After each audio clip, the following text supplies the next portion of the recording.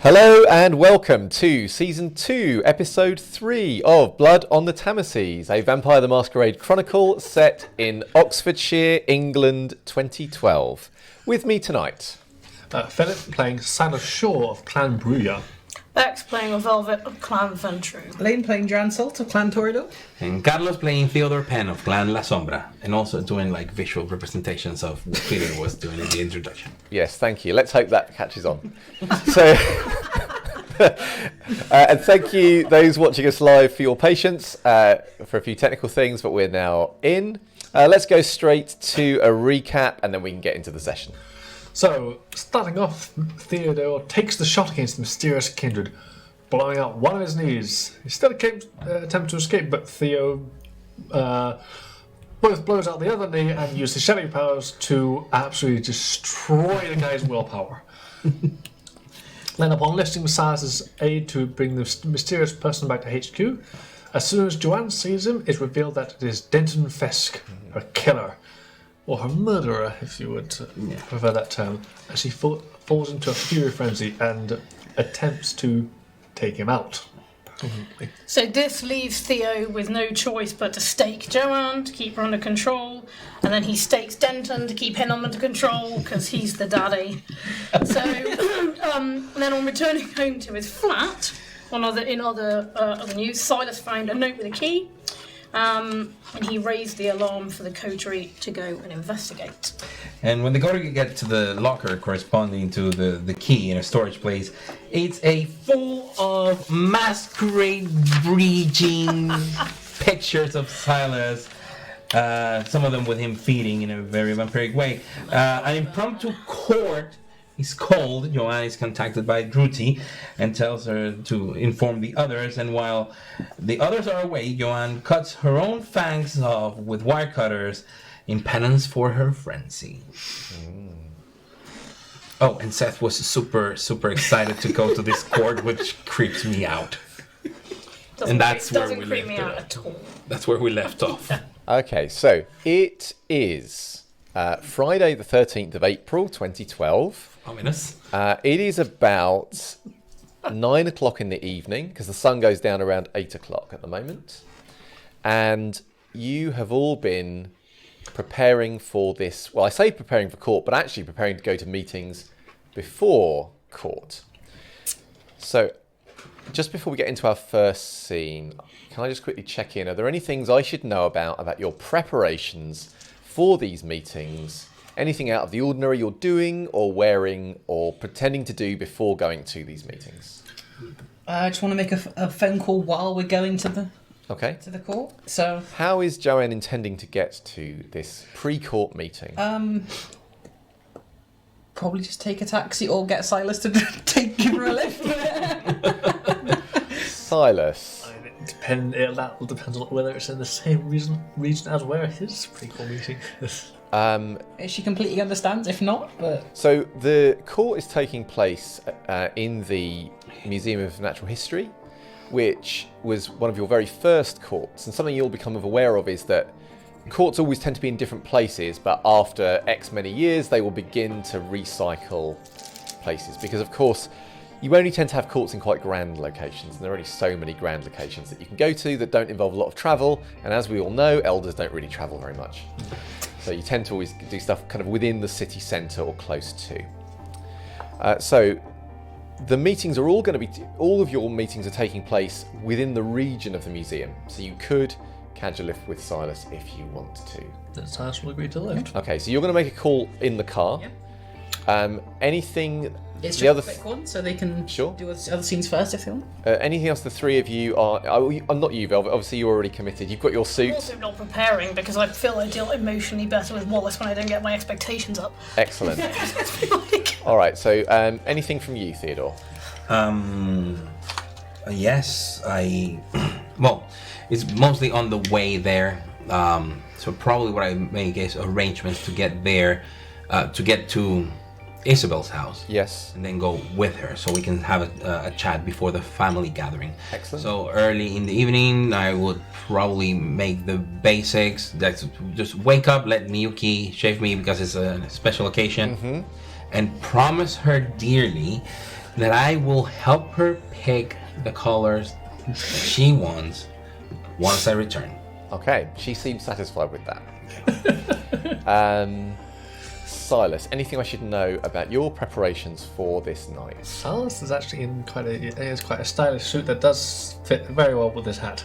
Okay, so Silas is going all out on his outfit. Is what you're saying. He's been told to scrub up, so he's going to scrub up. Excellent.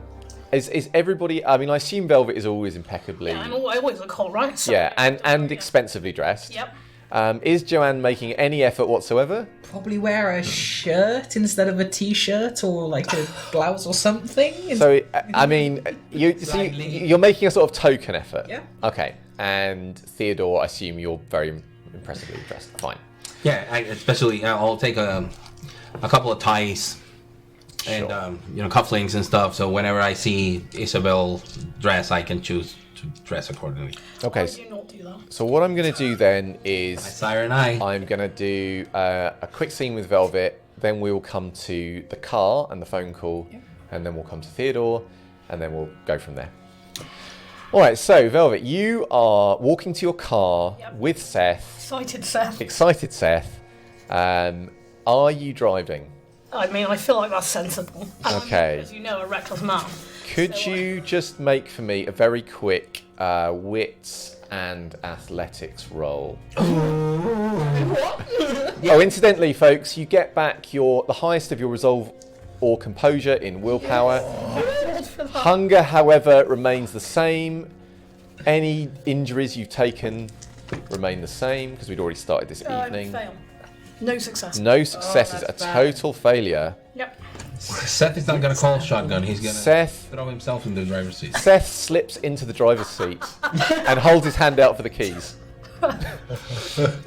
These did not hold I'm not well. giving him the keys. He says, I feel like driving tonight.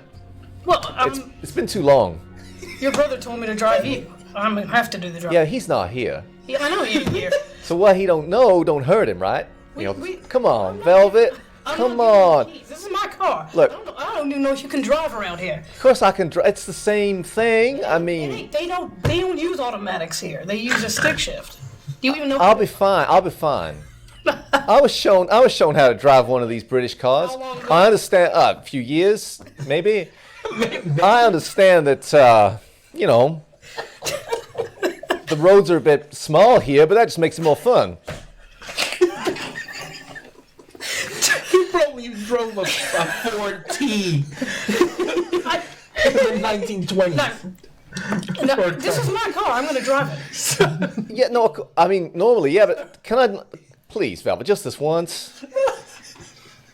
He's going to enter into social combat.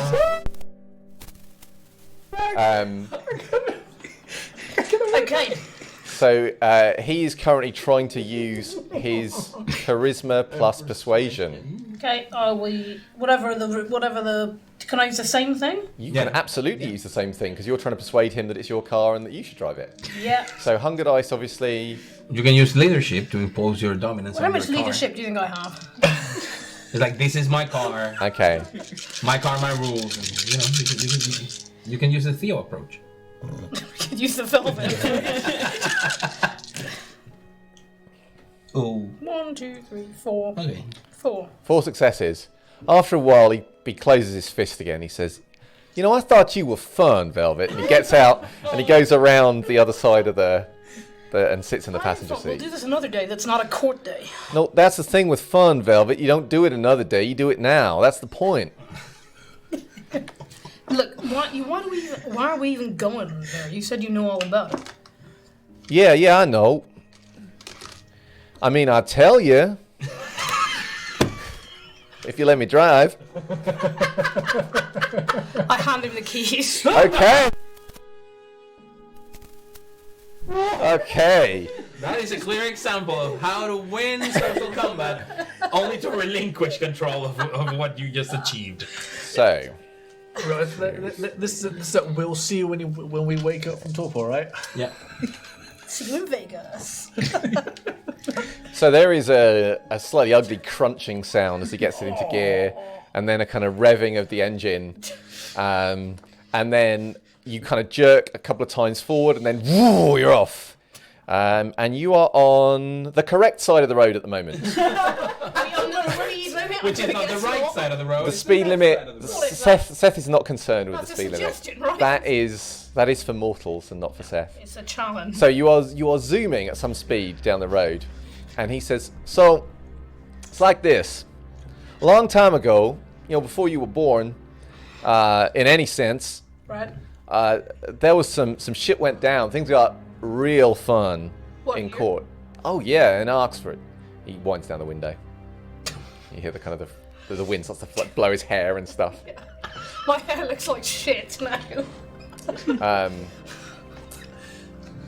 So, well, Wallace must have told you about this, right? Assume not. He didn't tell you. I mean, he might have told me, but So there was a falling out, as you know, with the Toreador. Right. Yeah. And well, the prince got a bit heavy-handed. It was a very exciting time, and not everybody liked it. Like some of the other knights, they got a bit upset. Oh. Some of them started to call out the prince and suggest maybe that. Well? No, well, it went very badly indeed. So here's the thing. There's this Brujah called Samara, and for about the last 50 years, she's been, sleeping the long sleep. All right. Beep, beep.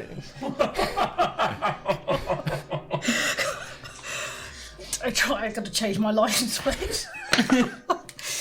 Someone honks their horn back, and he's like, So he flips them the finger as he pulls past them.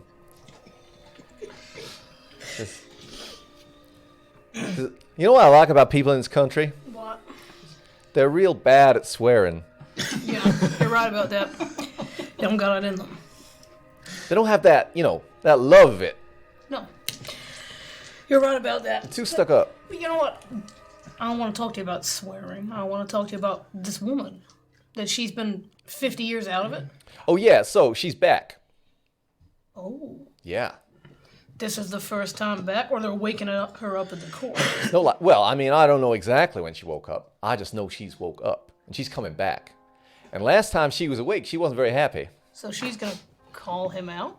I don't know what she's going to do. That's why it's going to be fun. Right, that is going to be fun. That's the whole point. Well, you know what? I'm glad you drove. So, he says, yeah, me too. You don't think you'll be late, by the way.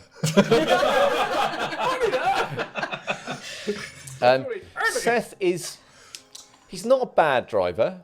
You wouldn't say he's a great driver, but he's certainly he certainly seems like a confident driver. Well, confidence can make up for a lot of things. There is Not driving. what he lacks in finesse, he makes up for with screeching tires and roaring engines, And attitude. Dedication. and sheer attitude. occasional just enjoyment of the moment. I think Sarah's going to be taking a look at that engine later. Yeah. He says, so, yeah, and it was a bit, so it wasn't even that she went down in a normal way. It was all a bit, So what was... There's beef between her and the Scourge. What side of this was Rafe on?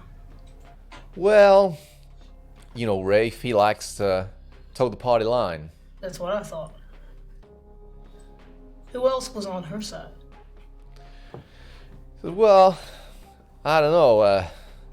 Thing is, the big Brujah, I mean, he was on the prince's side. So that kind of means they're all on his side, except they're Brujah, so they ain't. And that's why they ain't running the joint, right? That's why they ain't running the joint, because they're stupid. Right, they're stupid. Well, it's going to be an interesting evening then. I get my phone out and start texting this information to all of these people. Okay. So you text that information. Yeah. What? Can you just give us an idea of what is the text you send? I'll say, according to Seth, so it'll be the same text for everybody. According to Seth, there's an old Brujah. He said Sir Marta, Yes. who might be at this court. She has been in torpor for 50 years and fell out with the prince for speaking out against him. I already don't like her. Excellent. I already like her. I already Excellent. like her. So we have 2 likes, 1 dislike.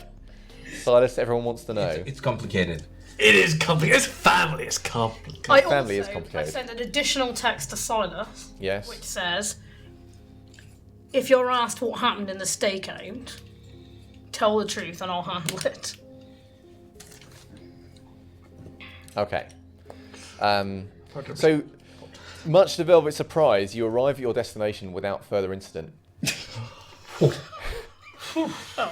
I suddenly remember this means I've got to spend more time with Wallace. And I'll come back to you later. But essentially, you will go in to join the others. Yep. Sorry, what's Velvet's etiquette and, let's say, wits pool? 3. Halved? 1.5. Okay, even so, you have enough knowledge to know that Seth, in his excitement and arm waving and various other things, the shirt has come untucked. Are you doing anything about it before you go into the family meeting? I mean, how shit does my hair look? Because I might be concerned with myself. Your hair has been blown a little by the wind, because obviously you had the window down when you were Yeah, driving. I mean, I'm assuming I carry things like a comb with me. Of course you do. Yeah, so I'll deal with my hair, but at the same time, I'll point out to him, you might want to check his shirt. I mean, if he doesn't do it, I'm not going to make him.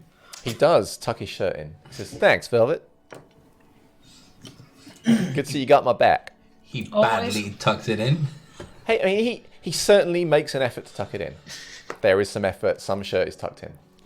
So you we'll come back to you in a minute. Let's go to in the car. So Silas, you are dressed up to the nines. You in your sharp suit. You've got Joanne with you. Yep. You're in the car. You are driving into town. Over to you two. All right. I'd rather be doing other things, but Yeah. Yeah. You and me both, but this one apparently should get interesting. it depends on what your idea of interesting is. I mean, sudden call, so interesting as in more information to catalog, I think you would say. Well, I already get the feeling I'm in the shits because while all of you are meeting with your family, I've got to meet with the Herald. Oh shit.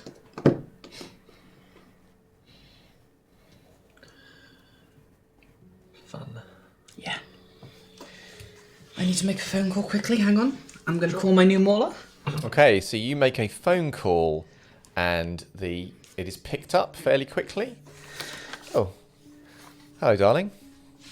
There's a impromptu court call today. Might have something to do with our situation. I'll let you know.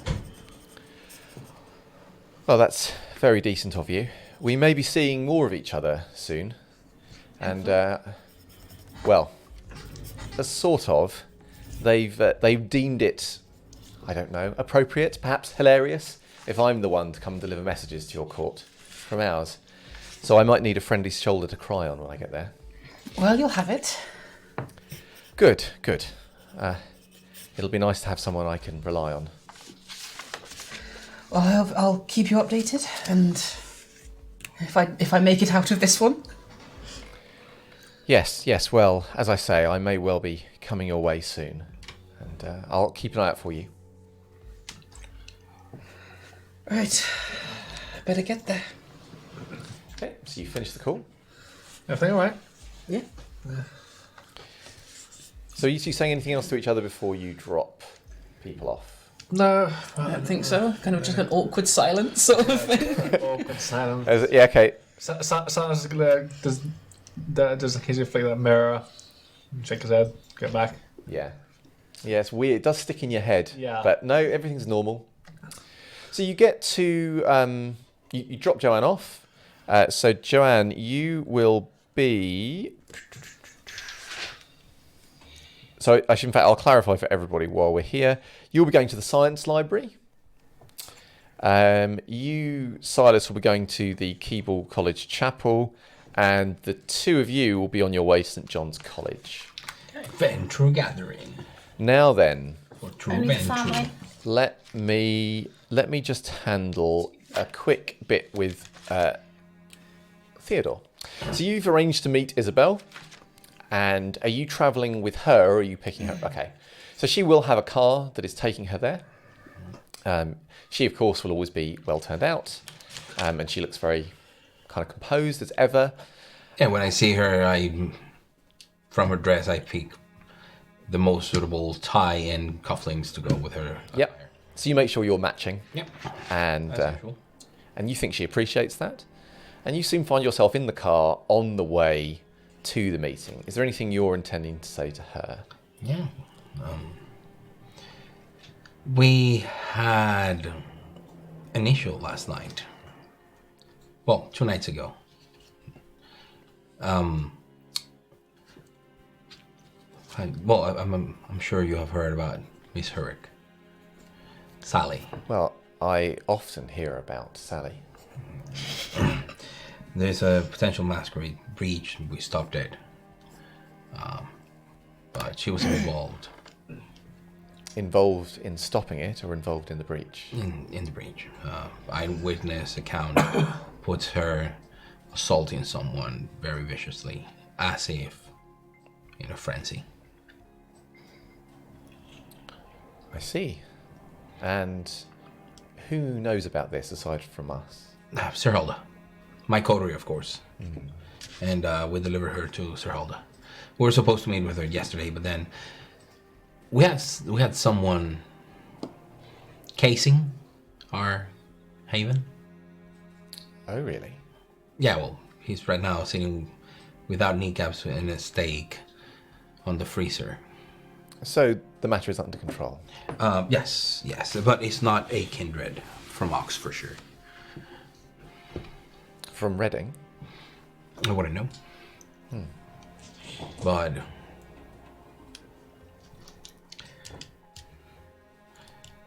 he is, and I'm telling you this in confidence, he is the person responsible for murdering one of my coterie mates. I see. Well, if he is here without the prince's permission, which I assume is the case, then you can do with him whatever you please. Yes, I was thinking of giving him final death at the end of the evening, but one thing led to another, and now we're preparing for this court, so I think I will attend to it tonight. Probably, let me message fans. Maybe I can have him help me with that. I mean, he's frozen and torpored, so should be an easy thing. He's staked, so. It sounds like something well within your means to deal with, Theodore. Also, I mean, this is not the first offense, I would imagine. Unless he was here with the prince's permission over 10 years ago when he killed Joanne before her embrace. Unless you can tell me who he is, then I can't really help. No idea who he is. Sometimes... Joanne recognizes him as her assailant. And that is enough for me. We sometimes have somewhat desperate kindred fleeing other domains who don't know the rules of Oxfordshire. Perhaps it's one of those. In any case, unless there is a very compelling reason to keep them alive, we normally deal them a swift justice to discourage others from seeking to come here in this manner and threaten all of our safety. Also, who is Sir Marta? Sir Marta is one of the childer of Sir James Douglas. She... Brethren to Sir Kerstag and Felix, I believe? No, Felix is the child of Kerstag. You're probably thinking of Thomas. Thomas, yes. Thomas Birch, he is the other child, but he's not a knight. Yes. Sir Marta has a somewhat complicated history with the city. She is a renowned knight, very impressive, and it has always been my impression that she is the favoured child of Sir James. However, she is also rather outspoken and has made some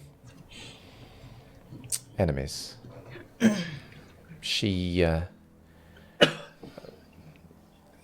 was punished for her actions and has not been in the city for a long time as a result.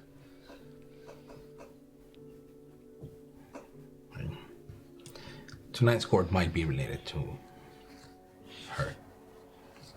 I see. Then Anything you and I should know about this? I assume she also does not know about us. I have no idea what she knows or does not know, or even how long she has been awake. My understanding was that she was in torpor. The prince decreed that she could not be woken prematurely. To my knowledge, Clan Brujah have stuck to that decree. If she has woken, then... well, I don't know what they'll have told her. I would imagine she would not be that concerned about what is happening to do with the Southern Beam. Certainly, though, via your coterie mate, she is likely to learn about you, if nothing else. You should know that Sir Francis and Sir Marta have some enmity because of the way this all resolved. I do not know the prince's current feeling. Hopefully, given that she has served her time, things will have settled. Anything in particular we should be looking for in the family meeting with the Vantru?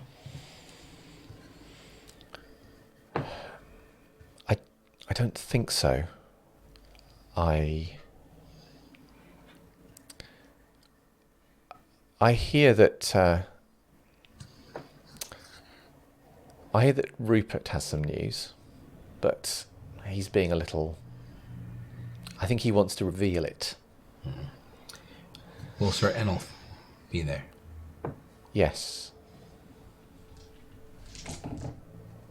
How has he been of late? She turns and looks out of the window.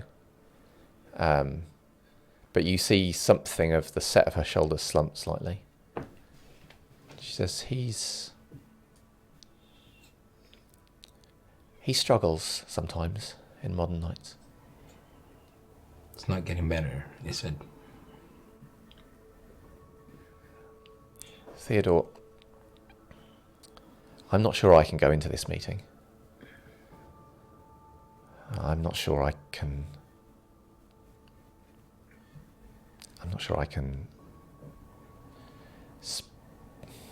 I put my hand on her shoulder. If you want me to excuse you. No,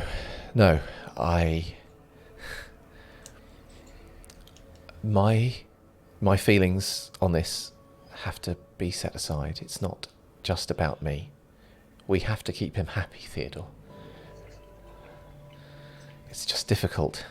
It's just been a long time, and it's not getting easier. You can count on me. If in the court you could perhaps give me some respite, Of course. a reason to be called away or something, I would Absolutely. appreciate that. It's going to be a long night, I fear. Understood. And then I just leave her to her thoughts. Text fans. Okay? Take the body in the freezer. Bracket, male. No knees. And tuck it away in the shed. Okay. You will get a text back that says, yes, sir. And see if you can find me a place where you can like do late night flower arrangements and things like that. You'll get a text back that says, on duty, sir. Oh, yes. Apologies. I just asked him, I was like, do you know any place that I can maybe try and go online? He will say, sorry, sir. I spent the rest of the trip fighting with this thing, Google, trying to make it work. Okay. I want to try to order half a dozen peonies. Peonies. Yep. Would you want to make a, I don't know, wits and technology? Oh, that's wits. No, I don't want to make a check. I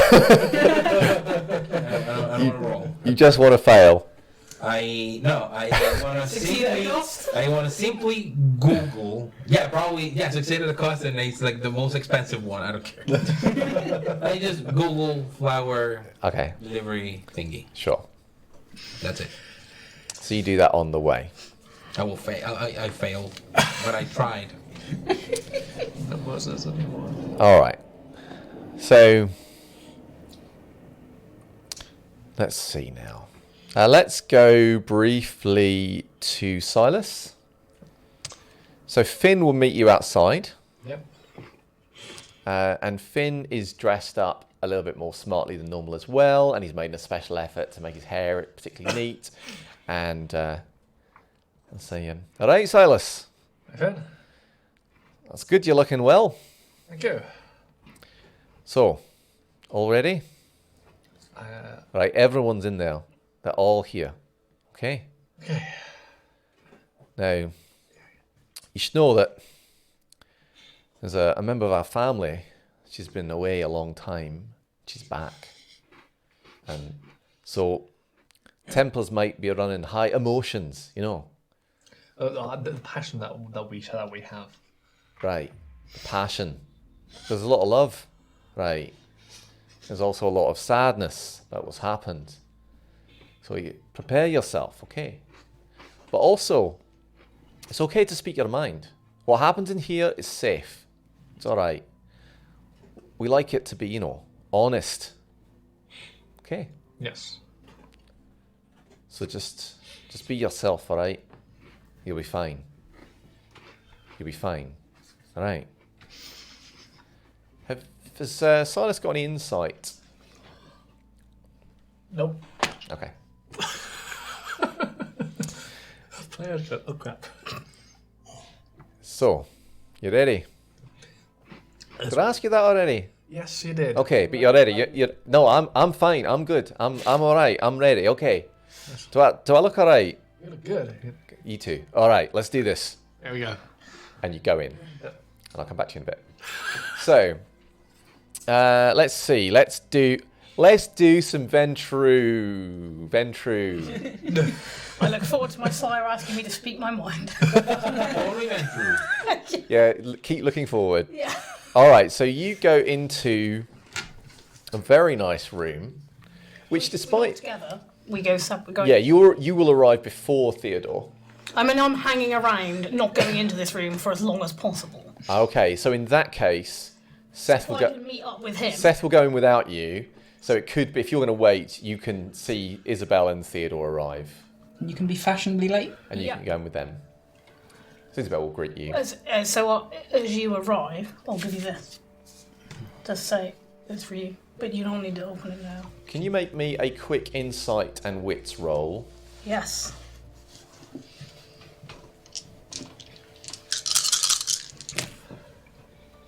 Oh, Oh, that's a good. What's that? 5. Very That's good roll. 5. Okay. Let me just make a quick. Man. Deception plus bullshit. So there's something you've met Isabel obviously a few times. There's something you think something's not quite right when she comes, and it takes you a moment. It just makes you look at her in a way you wouldn't necessarily normally, Okay. and you notice there is just a teeny tiny bit of red at the side of her eye.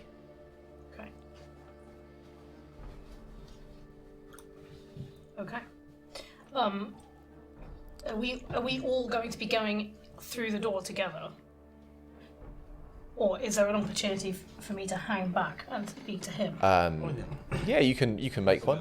Isabel seems to just almost like you're just looking, and she says, "I'll see you inside," and she just glides through into the room, leaving the two of you. I'll meet you in the foyer. So she doesn't go all the way in. Yeah. She has an excuse to sort of. Yeah. Say, she alright?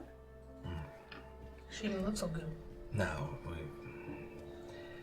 She has been struggling with some things of her own. She's upset about something.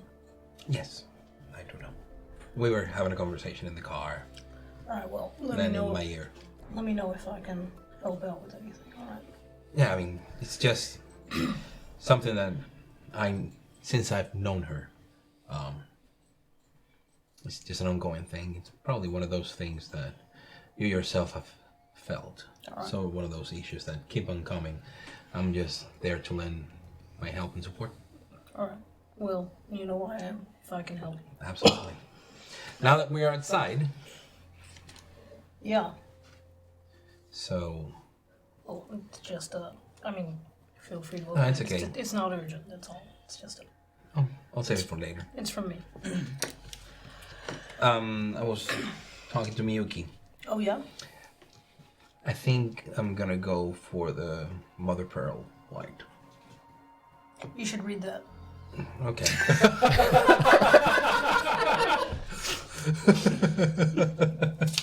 I mean, you should go with Mother of Pearl White if that's what you want.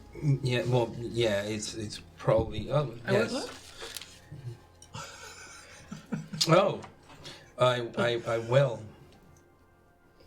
I mean, it's your choice. But I had some thoughts about it. Is all. I can guarantee that she will know I asked for help of you. She will like it. Thank you very much. You're welcome. And don't ever tell anyone I called you that, right? No. But my envelope says Chief. And then when we're going in, I tell her, like, hey, still up for having some tea later on? Sure. Yeah. It'll just be me. Yeah. Right. No, that sounds good. And then meeting Isabel before we go. So you collect Isabel on the way through, and then you go into the meeting. So when you go in, it's a very nice room. There are lots of padded leather chairs that have been arranged sort of socially in this room. Despite the room feeling, a fairly spacious room, it still feels quite full of people. So in here, you see Sir Enolf, Sir Rafe, Meliore, Sir Wallace, Seth, Rupert, obviously yourself, Velvet, Isabel, and Theodore, and Anne, and Geoffrey, and someone you've not seen before. So because it's season 2, and we're doing... Is Adam here? Nope, Adam is not here. God, he's not in the family. He's too. Neither Adam nor his sire are here. Yeah, that was my follow-up. That is correct, yes. Sire here. Adam and his sire are notable by their absence. Okay. So because it's season 2 and I was doing refreshers, there will follow a 20-minute round of me doing descriptions of SPCs. Now, I'm going to do fairly quick versions. So Sir Enolf is someone wearing a suit that looks like it comes maybe from the Victorian era, who is got a neatly trimmed full beard. He's got blonde hair, and he generally looks a lot like a corpse. And he has very kind of dark, sunken eyes. When he is not actively engaging with people, which is a lot of the time, he does look like he's dead. I mean, obviously, most of you, if you don't make an effort to breathe or to blush of life, will look a bit corpse-like, but he's really leaning in. And there is something eerie and a bit off-putting about him. He does, of course, come to life when he sees Isabel. He looks like he's otherwise been fairly disinterested in the proceedings up until this point. Sitting on one side of him is Sir Rafe, who is someone wearing a 3-piece suit. He is got quite neat combed hair. He looks to be, let's see, yes, in his mid-20s. He is also looking a little on the corpse-like side, but he's not as leaned in as Sir Enolf is. So he's wearing a triple-breasted suit and quite a prominent signet ring, and he has quite a longish face. He wears glasses, by the way. So who else have we got? Oh, yes. Well, we've got Rupert. So Rupert is a sort of lived-in looking man in his late 40s who's quite plump. He is wearing a dark blue velvet suit. And he looks very pleased with himself. And he's beaming at everybody and as you come in. God, he's wearing velvet. Couldn't Yeah. do worse. Full velvet.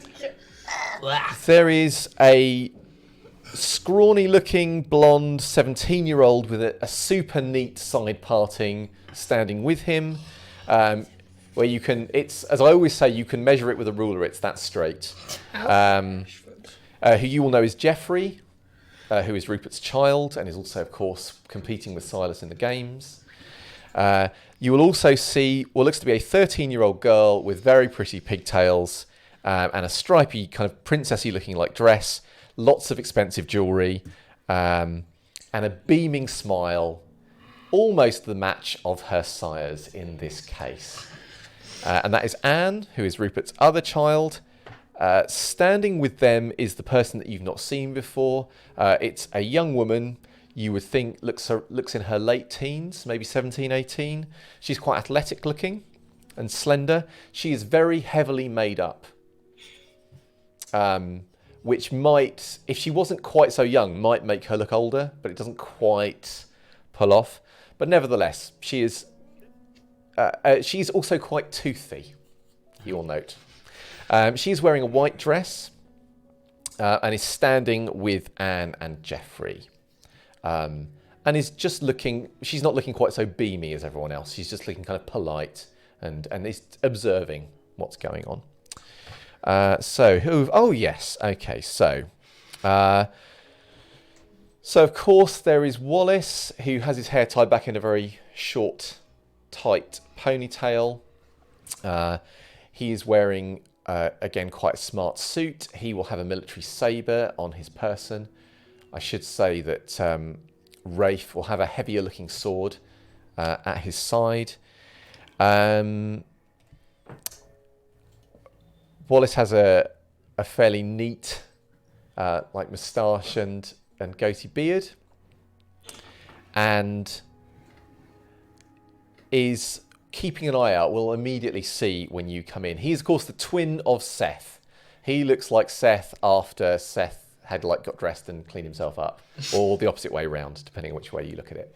But of course, now you see them standing together, the likeness is really obvious. However, they're not dressed so similarly.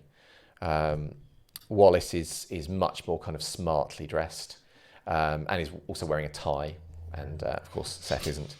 Well, he has a tie on his person, he's just not wearing it. No, it's not a clip-on tie, it's just already started to look a little bit loose, like the end of the evening kind of look. Okay, let me just see. Wallace, cool, okay, good. Out of all of Sir Enolf's children, Oh. Meliore. Meliore, I haven't described Meliore. Like everything. So Meliore looks like a woman somewhere in her mid to late 50s. She is gaunt. She's extremely pale. She has very long grey hair.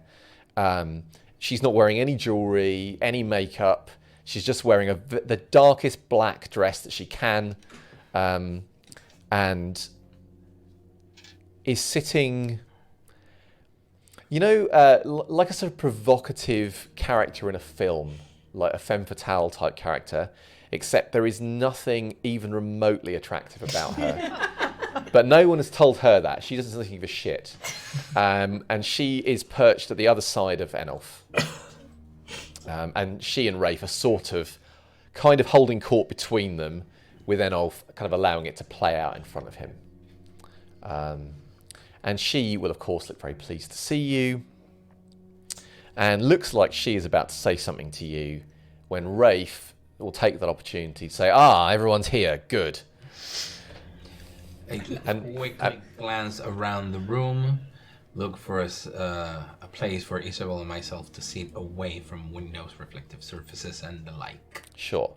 There are windows here, but curtains are all pulled anyway because it's late, and you want there's a kind of air of privacy to the room. There are no mirrors in this room that you can observe, and it's not like a glass table or anything. Perfect. You will know in the museum itself there are many display cabinets. Yeah. Just to give you a heads up, as Theodore is thinking about it, and you will find a place to sit. As you're making your way over, Sir Enolf will make a gesture towards Isabel.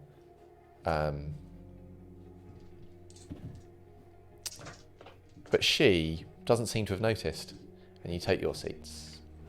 I will sit somewhere, wherever I anticipate is far away from wherever I think Wallace will sit. So probably, if it's in a circle, opposite Sir Enolf. Okay, so Wallace is sitting next to Rafe. Okay, yeah. So don't move. And so you will find yourself sitting next to Seth, who has also positioned himself as far away from that end of the thing as he can possibly get. So I'd say Rafe seems to be kind of taking over, such as it was. Senolf's brief animation seems to fade a little, and he sits back. So Rafe says, there are a few items of business we need to discuss as a family. Rupert says, indeed. And Rafe just holds up a hand and says, not now, Rupert. The first thing you may or may not have heard is that Sir Martyr has supposedly returned. Now, it is my hope that she has repented her foolish actions from before, served her punishment, and will return to be a credit to the city. Nevertheless, if there is even a sniff of trouble, I expect all of you to be on the right side of it. Is that clear? And there are kind of some nods and things. Turn to Meliore. Are you just kind of looking to see if she's going to say anything, or are you? She says, it is a controversial issue. We should be measured in our approach. Not to make things worse. She glances at Rafe. Rafe says, well, of course not make it worse. She says, of course. Enolf says, all follow the oath, knights more than any of us. So, she will be diligent and perfect, or there will be consequences. Ray says, precisely as I was saying. And he gives Meliore a brief look. But be on your guard. She has stirred up trouble before, and the city is at last starting to enjoy some stability again, and we wish it to continue. Rupert looks like he's looking for his shot to speak. And Rafe says, of course, there is another matter. Rupert says, indeed. And Rafe says, that of our visitor. Now, this is not public knowledge. He says, but seeing as this is a clan matter, you should be appraised before the rest of the court. We have guests coming to court from Tokyo.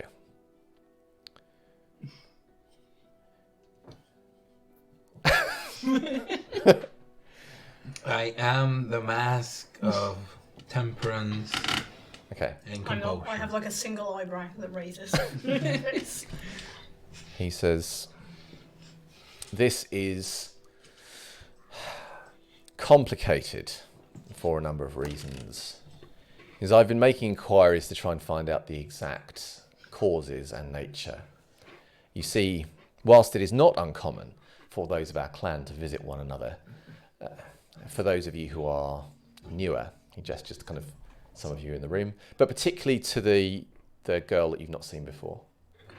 He says, "It is very unusual for those of us of a certain age to travel.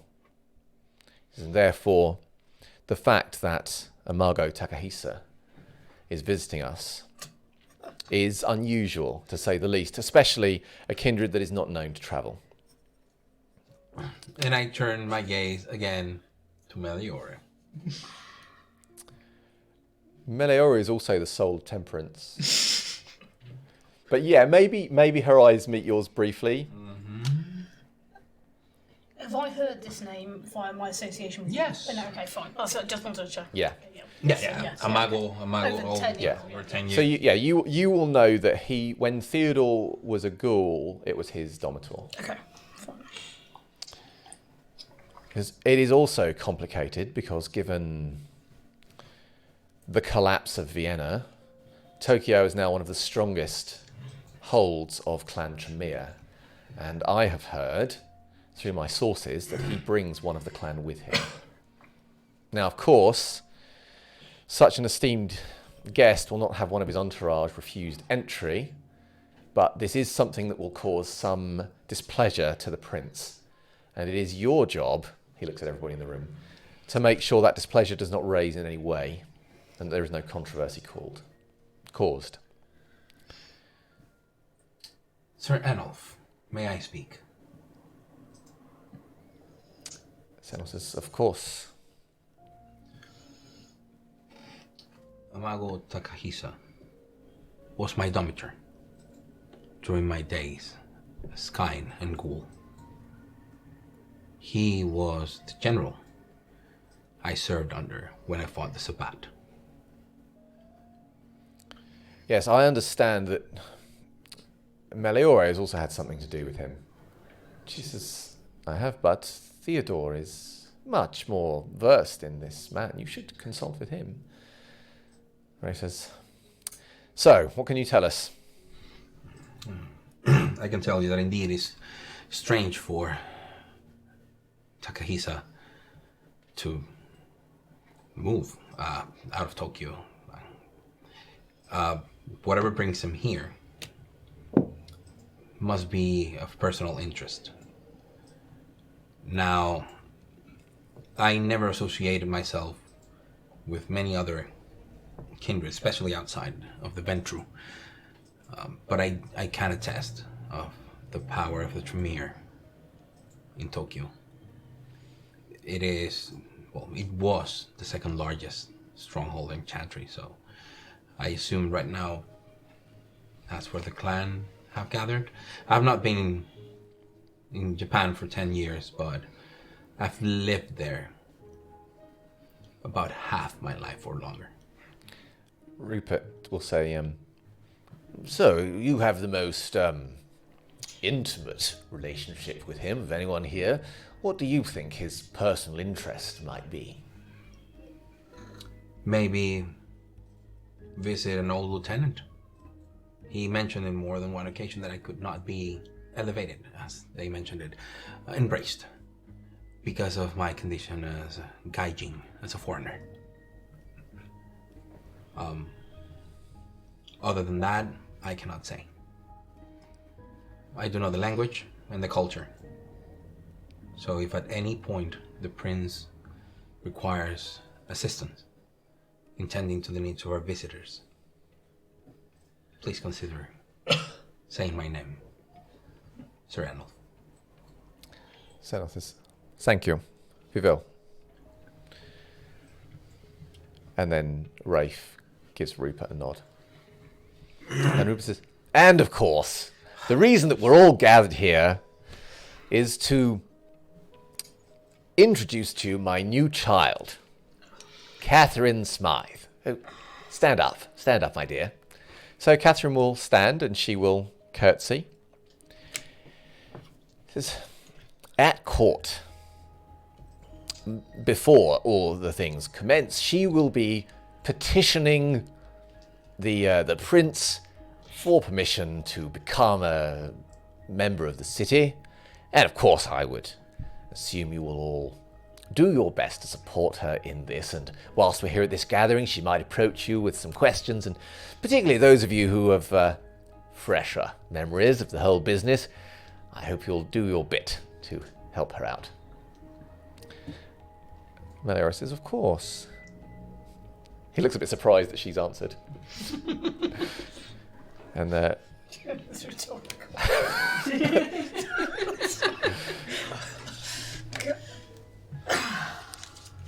well, thank you, Meliora, very decent of you.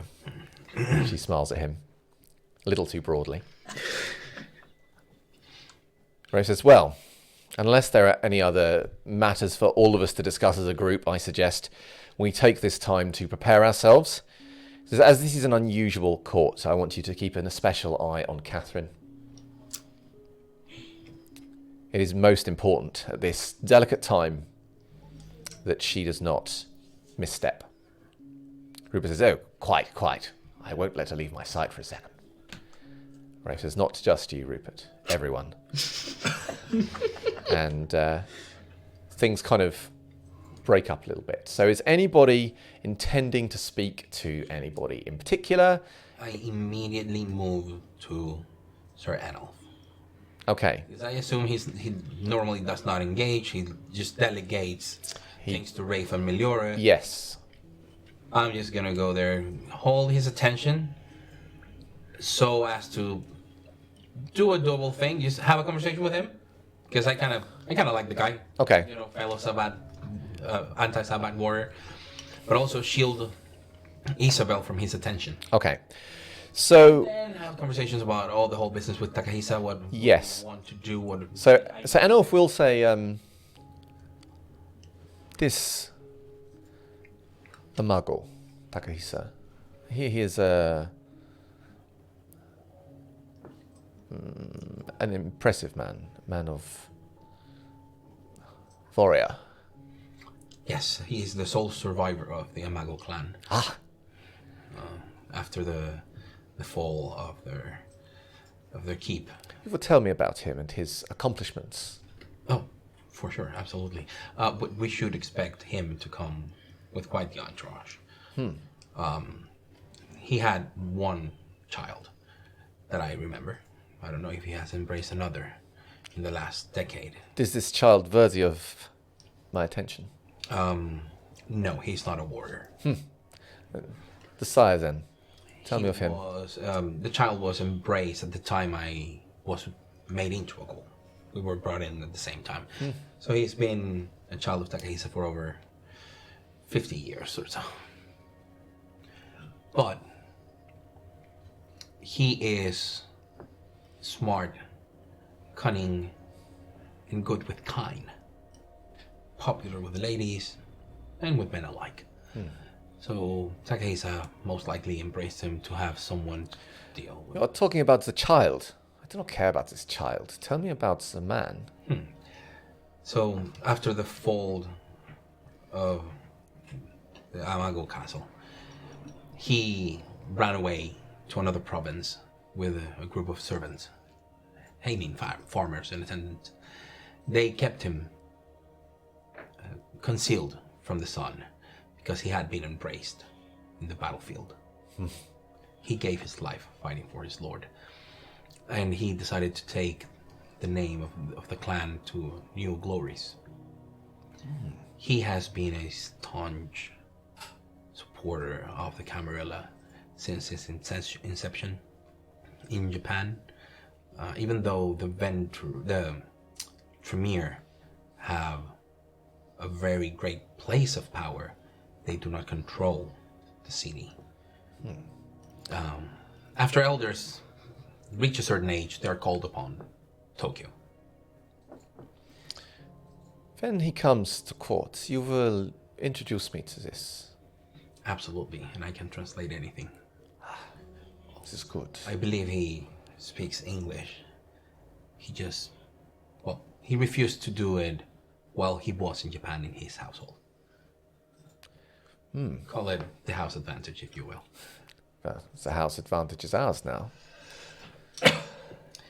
He trained me, not only in combat, but in other aspects in the culture, the understanding of reaching harmony through perfection. You respect this man. He's probably one of the people out there that I respect the most. Yes, I do. Then I look forward to meeting him. Give me a quick, let's say, manipulation and etiquette Yes. to see how long you can engage Enolf in this conversation about... Not long, probably. Well, the difficulty is low because you're on a topic he likes. Good call. But I only got one success. So you will keep him for a little bit, but not for the duration of the meeting, and he will kind of dismiss you around this point, and then will call his bell over. Yeah, but at least I saved her a little bit. You did save her a little bit of pain, yeah. Okay, Velvet, anything or anyone you are seeking out in this meeting? Gonna speak to Catherine. Okay. I mean, unless I get waylaid by anyone, but I'm... No, not at all. So I'll approach her. So as you approach, you will see Anne is standing with her, Yeah. Shit. and she will kind of greet you. Anne will greet you as you arrive, and she says, "Oh, have you come to meet my sister?" I thought I would. Oh, well, Catherine, is it? Ken says, yes, that's right.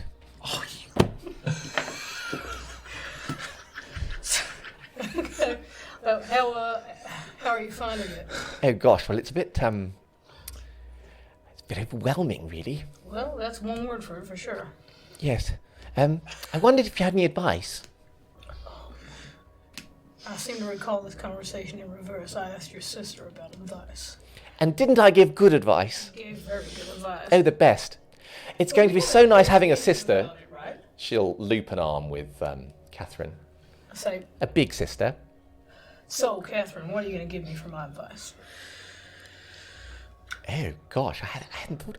I thought it would be It's well, all a family thing. I'm so sorry. Have I offended? No, not at all. I don't mean to cause offence. I don't want anything for it. It's just it's a lesson, I guess. Nothing in this world comes for free. Oh, I see. Oh, right. Right. What? There's so much to take in. I've been trying to learn my oath, and How are you doing with that? oh no, I've learned it. It just took a long time. Yeah, I mean, it does take a long time. It's a lot of words. Yes, and you can't make a single mistake. No, not at all. But what I would say is, he's probably going to ask you something, the prince, I mean, after you give him the oath. What? I don't know. It's different for everyone. But what I... But Anne will say, "It's Velvet." Velvet. What? How can I prepare my answer if I don't know what the question is? That's not fair, is it? Well, you know what? Fair ain't exactly what this world is all about. And I might agree with you, but that don't change the way it is. So, what I would say to you is, just consider your answer. Don't Oh, think about. is it all right to pause? Because Yeah, sure it is. she leans in a little bit and says, "I don't think my grandsire approves when I pause, but I like to take time to consider my words properly." I think that is absolutely the right choice in this situation. And says, "We can't all be quick-witted." I'll say, you know what? Anne is right, but it ain't always quick wits that's going to get you through this. Oh no, sometimes you can do it on looks, Sometimes you can do it on being sensible. but not very often. Prince is a man who absolutely values honesty. Go back and read the words of your oath. Yes, Make sure your answer is in line with that. Oh, I'm sure the prince does think honesty is very important, but also you shouldn't be boring. There's nothing worse than being boring. The prince has seen so many things, and if you're boring, he won't like it at all. Catherine looks horrified. Are you suggesting that there is anyone in this family that could be described as boring? Because if you are, I absolutely want to have a conversation with you about it. She says, "I wouldn't ever dare suggest in a public forum that anyone was boring." No. She winks at you. Say, well, since Catherine is your sister, right? It's the same blood. That means none of us are boring, so she don't gotta worry about that. Oh no, She looks at Catherine. She says, "Oh, you're far more interesting than the others just because you're a Ventru. That's how it works." Exactly. That's exactly how you gotta swing. You'll be. Catherine says, You'll "Oh, be all right. that's a relief." You'll be all right. You might be offered the opportunity once you come in to do a thing called a test of metal. You might be. Yes. Has Rupert told you about? Yes, he told me about the test of metal. Well, he explained it all. I am. She shrugs slightly. Says, "It does sound very difficult, but I'm not a stranger to suffering, and I think I could manage. All right. If it would make people proud." Well, it would make some folks in this room very proud indeed. It says, "Oh yes, they do love punching each other." They do it there. She says, "And if you're not pretty, then taking a punch is the next best thing." Lucky for you, Catherine, you are pretty, so you don't got to worry about that either. Oh, thank you, Velvet. You're welcome. Very kind of you. Well, the thing you got to remember is you got this. You'll be able to deal with it. You really think so? Absolutely. Absolutely. All right. You're one of us. And all of that entails. Okay. And now she's got a crush on you? She's our luck. She has like Catherine has like 12 other people to talk to. Right, yeah. So Yeah. she's gonna be so confused by the end of just this family gathering. And does seem to be taking her around. Poor girl. Yeah. So is there anyone else either of you wish to speak to in this gathering before you will be heading into court? Meliori, normal stuff. Checking on her, how's she doing. So it's very like normal social stuff, but maybe she wants to drop some conversation with me. She will just say, when it's just the two of you and there's lots of other conversation going around,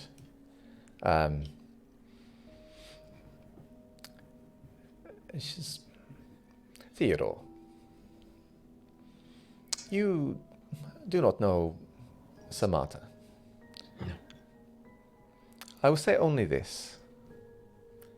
She does not like Sir Rafe.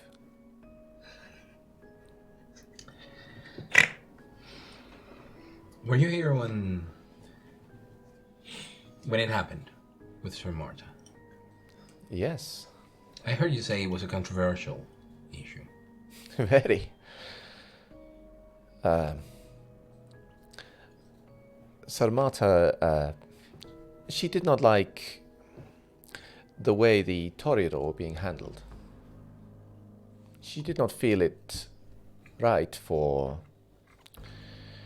the punishment of one of the clan to fall down the line. Oh, so the Toreador as a whole are being punished just by one person, not by actions of more than one. She nods. What was her punishment? Sir Francis staked her in court whilst she disagreed with the prince from behind. Oh, It was a difficult day. One many have not forgotten. yeah. Was Sir Marta being disrespectful or just disagreeing? Depends who you ask. I'm asking you. Then she was forthright, strong, passionate, but not disrespectful. You know, Of course, if you were to ask Rafe or Sir Enoff, there is a big difference between disobedience and disrespect. You can disagree with your lord and still obey him and still respect him. indeed. Disagreeing does not mean disobedience or disrespect. There is this funny figure that they had in feudal Japan, Kanshi, seppuku by protest. When the samurai thought that their lord would be dishonorable, or whenever they disagreed with something that was so vile, like being ordered to execute innocent women and children, they would reply by ritually suiciding, because they could not bring themselves to disobey, nor disrespect. Well, Sir Martha did not get this opportunity. Sir Francis took it for her. That is the thing. That is a personal choice. That's what I was getting. As you said, it was a complicated matter. Let's hope we're not get dragged into it. She looks like maybe she's going to say something, but then she just seems to glance around the room and just smiles at you, and then... We'll talk later. Yeah. Just some other day in your... No, my house. Your house. Your dark. My house. I text Adam. Okay. Oh my god. Where are you? Here we You go. here, yeah? He will text back and say, I'm in the museum. Okay. Not many people here. I will give him a brief summary of the stuff about Sir Marta, the one I gave to these guys. Okay, can you make a quick, let's say, wits and awareness roll for me? Can I get your phone 2. Okay, the moment before he arrives, as in, he's walking towards you purposefully, and you realise a little too late, but before he's actually got to you, you can see Wallace making his way over.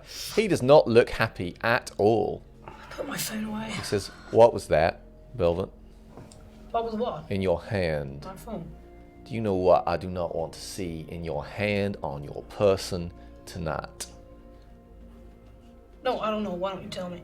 He says, "Your phone. Do you know what the prince will do if he knows you have a phone in court?" No, I don't know, but I assume it's something I don't want to happen. So I won't use it. Not only is it seen as disrespectful, We're not in the court. it's disrespectful here, Velvet. You think there's something on your phone that's more important than the people in this room? Do you want them to think that you think that? No. No, you do not.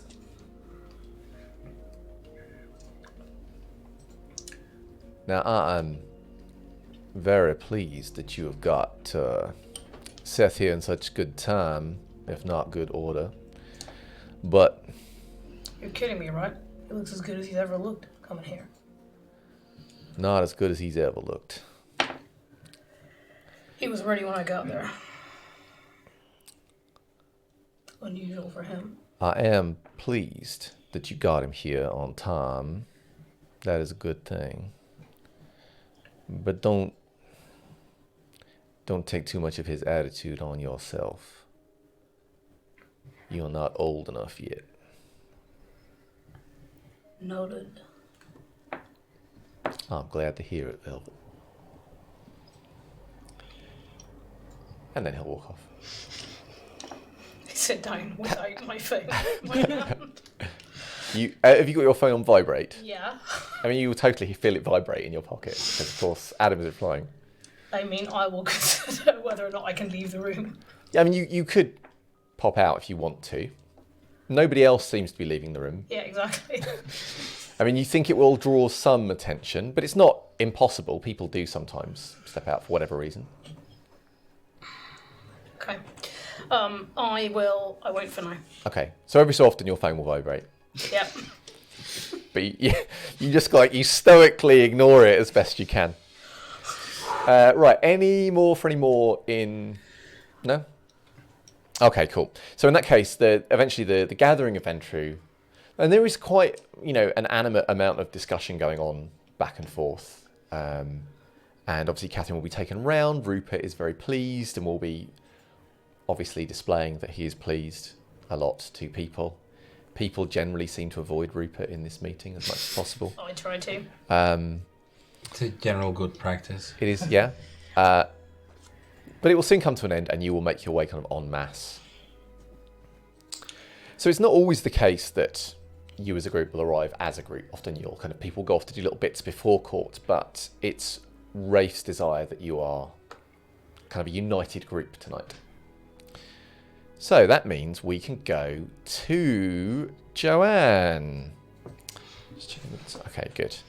So you are on your way to the science library. You've been dropped off by Silas. And you've been here before. In fact, you met... this was the first place where you met Alistair. And indeed, when you get there to this gathering, there are a number of people in attendance. Not many. Small number compared to the last meeting. For anyone at home, it's like, oh no, another 3 hours of descriptions. So, when you come in, you will find that Jason Alcott, the Herald, is there. As is Alistair, your grandsire, and Barnaby. So, I don't think Barnaby has appeared in Season 2 yet. I don't think. No. I'm trying to remember. But basically, just very quickly, he looks like a teenager. He's about 5'6". He has got like jet black dyed hair that are in curtains kind of in front of his face. He is fully gothed up with a white face, black lips, eyeliner, and he's even added some tears this time on one side. Only one side, okay. He's gone to prison. He's killed a man. He's wearing... Actually, that's not what the tear means in prison, but... Yeah. He's wearing fingerless black gloves and very chunky black boots and a big... with like buckles on the side and a big black coat. He has now added a chain to his Wallet? black trousers. No, they kind of hang outside the... Yeah, but... Who knows if it's connected to his wallet? You're not sure Barnaby owns a wallet, Joanne, just for, He has an empty wallet. just for He probably reference. has an empty wallet. Yeah. He's not mooching off anymore, so he doesn't have any money. It is no surprise at all to Joanne that he looks miserable. Perhaps almost as miserable as Joanne looks. I don't know. I don't know what Joanne's kind of outward expression is. At the moment, sort of very... Not the soul of temperance, but very... Like resigned. Yeah, kind of. Okay. So if you imagine Barnaby is resigned yet gothic, and you are resigned. So we also have Alistair, who looks to be a man in his late 20s. He has obviously very pale skin, like a lot of kindred do. He is wearing quite a fancy looking black shirt with big flamboyant lacy cuffs, which are also black. He has his shirt is quite open, revealing a fair chunk of his chest. It's a drawstring shirt, I should add. And it reveals, I should say as well, he has, most of him is mostly wearing black, apart from a silver chain which connects his wrists, which is a very elegant chain, but nevertheless is a sign of his imprisonment. He is very attractive, I should add. Perhaps not, but from a purely artistic standpoint, he is attractive. And there is a slightly haunted look to him, of course. He does not look like a man who's had a happy time. Certainly not since you've been here, and you think probably for a while before then. And lastly, there is the Herald himself. So Jason looks to be around 40. He is white. He is super pale, which is kind of weird because obviously Barnaby is whited up and Alistair is very pale, but Jason is even paler. It's like some kind of weird contest has been going on in this room before you arrived. And he has near white blonde hair. And he wears a single earring in his right ear. And he generally, I should say also he's wearing black and gold robes with white cuffs and a white collar. And as ever, he just looks slightly disapproving of everything. Like the rat bastard he is. You may very well say that. I couldn't possibly comment. And he says, this is the Herald, for anyone's wondering. She has arrived. Bow very slightly. Okay, you bow very slightly. And he will gesture for you to sit down and join them. Yeah, I will. So it's quite a nice space in here. Lots of books, very fancy carved bookcases, slightly curved. I've got +1 to science and Yes, +1 to I should note, because of the Homestead rules, you do all have +1 to science and academics whilst you're in the museum. Yeah, I have science. I have. Providing you have some access to the things around you. So, for example, in the library, obviously, you have all the books access. So if you start using them, you'll get bonuses. There's an extensive set of tomes on these subjects. Many, many scientific and academic subjects here. Your ears must be burning, Joanne. Because we've been here a little while, and do you know what we have been talking about? Was it me by any chance? It was you. The hope of the Toreador. Alistair has been singing your praises. So much so that even I and the prince have been moved by his pleas and your own. I'm glad to hear it. And it seems only appropriate that he is present to hear the response of your request. In his benevolence and mercy, the prince has decided that he will allow a chance for Alistair to gain his freedom. I'll bow again, say thank you. Of course, obviously it is not within Alistair's ability to free himself, or such a thing would have happened years ago. But he is confident that your fresh blood will redeem his line. And as such, it has been decreed by the prince that should you prove yourself worthy, and I will explain what that means in a moment, then Alistair will be freed. And should you not prove yourself, something which Alistair assures me will not be a problem, then do not fear, Joanne. Any punishments will fall directly on his head. Why would they do that? Because... They should fall on me. Oh no. You see, you are being a role model, a way of demonstrating that the blood itself is not corrupted in your line. So, Exactly. if so you... why take down? He smiles. He looks at us and says, do you see what a foolish bargain you have made? Alistair says, I'm sure that once Joanne hears the full extent of the prince's mercy, there will be no problems at all. I have faith in her. Yes, of that there is no doubt. So, Joanne, it is simply put like this. Those of the court will observe you and your comings and goings for 1 year. If you are without fault, without flaw for that year, impeccable in your demeanor and action, then we will take it as proof that your line no longer deserves to be punished. And as such, you will be celebrated, and Alistair will be set free.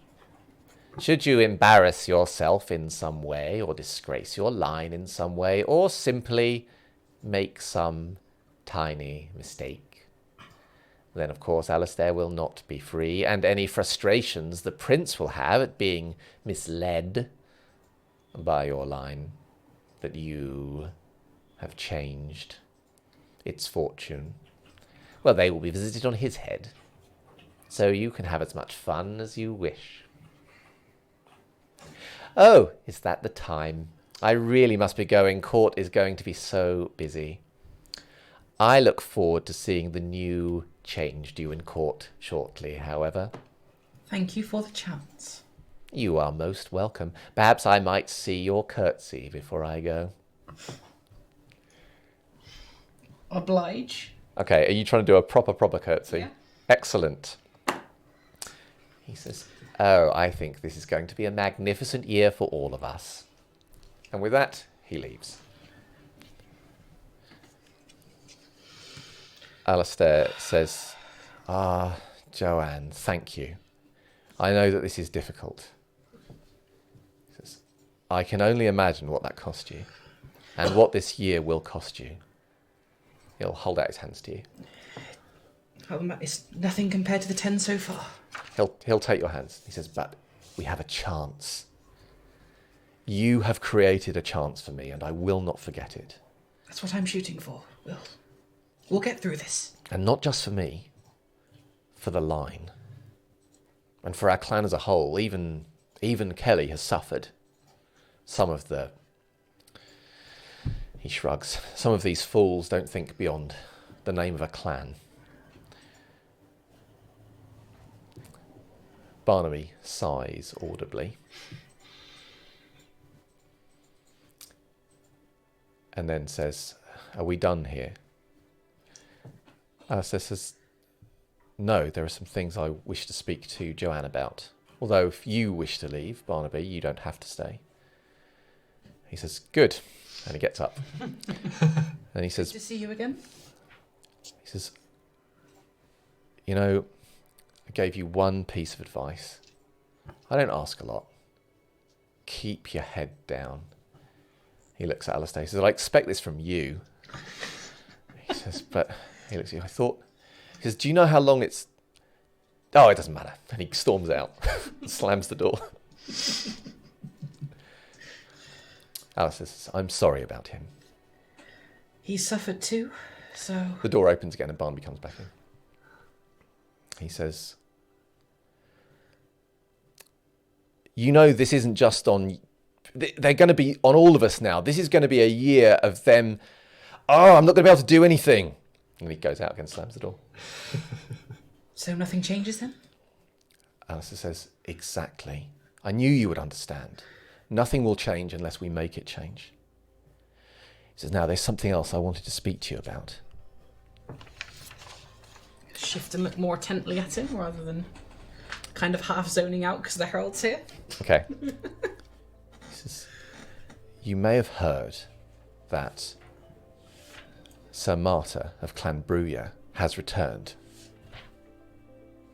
A little bit, yes, but I don't have anything apart from the name.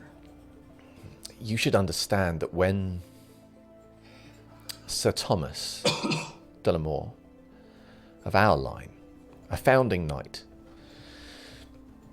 when he was disgraced, there were many who loved him. Many. And when the prince began to dish out his punishments, not just the one, but indiscriminately to any who displeased him, but of the Toreador line, she was one of the few that dared to stand up and speak for us. Now, you are in a difficult position because they will be looking for you to make a mistake. They will try and goad you into a mistake. They want you to fail. They think they are playing a joke on us. They think we will just be entertainment for a year. What they don't realise is, by doing this, if we do pass this test, they cannot take it away. The other knights are aware. Sir Martyr is someone who will speak for us, who will defend us amongst the other knights. It will do you well to befriend her. If I may ask, what happened to her? She was put into torpor by Sir Francis in a way that was most dishonourable, though it is glossed over, barely spoken of, because... It probably changes depending on who you ask as well. Yes. The truth of the matter is, she was fighting... She was pleading for me Well, she had spoken out many times, but I was the last straw, as it were. Without her, I would be dead. But her intervention led to my imprisonment rather than my death. It was deemed that both of us would serve a sentence of sorts. Hers in torpor and mine like this. Of course, there was no end put on this punishment until you, Joanne, you came and you made this possible. I know that you are courageous in a way that Samata will appreciate, but I also counsel you to be cautious. Be careful what you say and where you say it. Because if they catch you speaking out of turn, well, then this will be for nothing. Yes.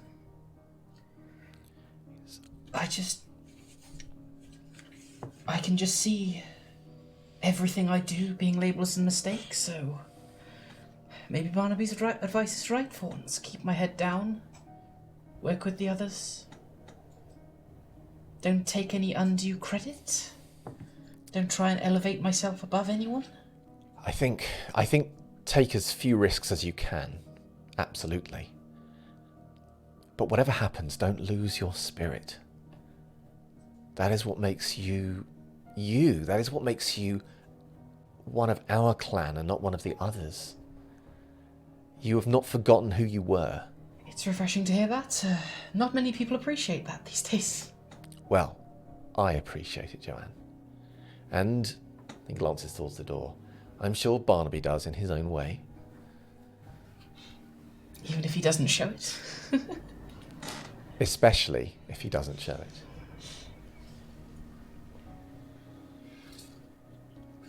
Thank you. No, Joanne. I just don't want this 10 years to be for nothing. No, Joanne.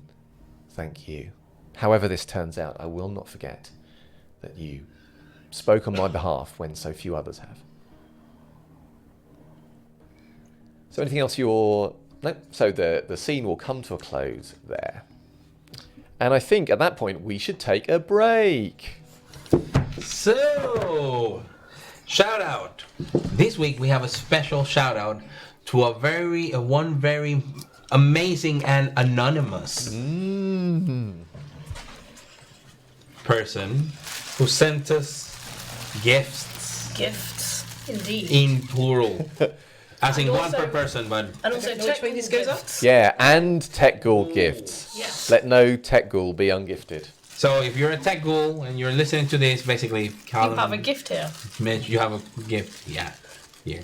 So, I should say this is my friend who has been making these for some period of time. She watches us. She, I think, is watching us now. Oh, So, shall we open them? Yes. Let's do it. Let's go. Let's go. I don't know what this is. I mean, I know it's not going to it's be like appropriate. an explosion Yeah, from here. exactly. It's not going to be anything like this. We're gonna go I'm boom, boom, nervous. boom. You're okay. You'll be okay, I think. I'm nervous. You think? I mean, I'm sure.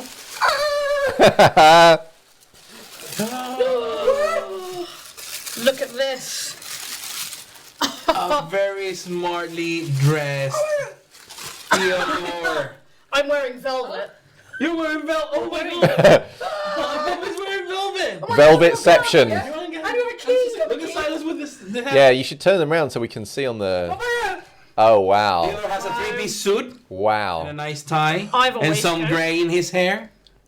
John's got the key. And what do you have, Peter? Now, being the ST, of course, this is one of the SPCs, and I believe that this is Anne. Because she's got pigtails, she's got a nice dress on, which is I have the flary, pearl and necklace. she's got a pearl necklace on, and she's looking very pleased with herself. Wow. Thank you Kind of. very much. Yes, Can I thank also you. just say, so Velvet has a hat because my friend played with him in the LARP, which he always wears a hat. But also, I've just discovered this is his LARP Ace of Spades belt buckle. Oh. I love it. I love it. I love it. Oh my god, he's got. Oh, this is actual good. This is amazing. This is Thank you wonderful. so much. Thank you. Look, you can open the jacket. So good. Thank you very much. This is amazing. Oh my god! Now, if I put is Anne in shot? If I put her there, Can I have Theo a minute? is Anne in shot? If I put her there, oh no, I don't think she's gonna. Brothers. Yeah. No, Venture Brothers. thank you. Oh, me too. I'll kick your ass. Can I just check in because you got something too, Dylan? But we don't. Oh, sorry. We should say this is Return of the Dylan week, Toss some bits to the dilly. and to celebrate Return of the Dylan week, obviously you've got a thing. What have you got? Hey! A blood on this Tamesis badge Oh, could you maybe pass that to Phil. to Phil, and then that's amazing as well. Oh my god. Wow. I don't know if you can hold it up for. Look at that. That's Awesome. beautiful. It says tech goal. Says tackle. It's an amazing. I love the idea now that we need to get uniforms for the tech goals. Yeah. Like jumpsuits Badge with on the the tech goal badge on, yeah. These are all handmade. Let me pass that back to Dylan. Wow. How awesome is that? That is amazing. Thank you. This is brilliant. Many, many times over, thank you. Also, I hope this means Peter won't kill any of us because we'll need new dolls then. So it'll be on you. Yes, that is exactly what it means. It also means try and kill Anne at your peril. Should you be strutting around like dissing the prince now? It's like, I've got a doll, I don't care. Take it. Relationship map. Thank you. I'm sorry, I've been speaking out. Yeah, there was brief kind of, we're all a bit overwhelmed, so. Exactly.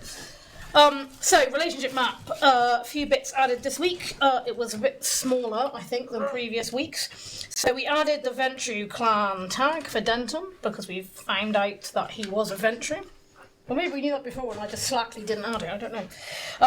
We updated his relationship to Joanne to reflect the fact that they're enemies. So now, if you see an orange dashed line, then that's what that represents. Probably add a few more of those next week based on what's happened thus far today. Yeah, we already have one for Sir Mort. Yeah. So, quick question, how do you know what Denton's clan is? Sorry? Because I'm reasonably sure it's not been confirmed. Oh, well, I might have made an error. I mean, this is not the first time we assume stuff. You're welcome to assume. We believe he's Malkavian. I believe he's Malkavian. No, I think he's a Ventru. No, he's No, totally... because I investigated him for Joanne. Yeah, he's But you didn't find out his clan. Okay, fine. In which case, maybe ignore that and I'll take it off. Put the fake venture tag. We'll put the Ventru question mark. You can put as many tags on as you want with question marks. How about that? Yeah. Noted, then that may not be correct. So, in addition, we added Sam Greening, who is the mortal who was rescued by Joanne. Oh, and I corrected my error from last week. From Touchstone. Which was Joanne's touchstone, and I'll be correcting my error from this week in the next update.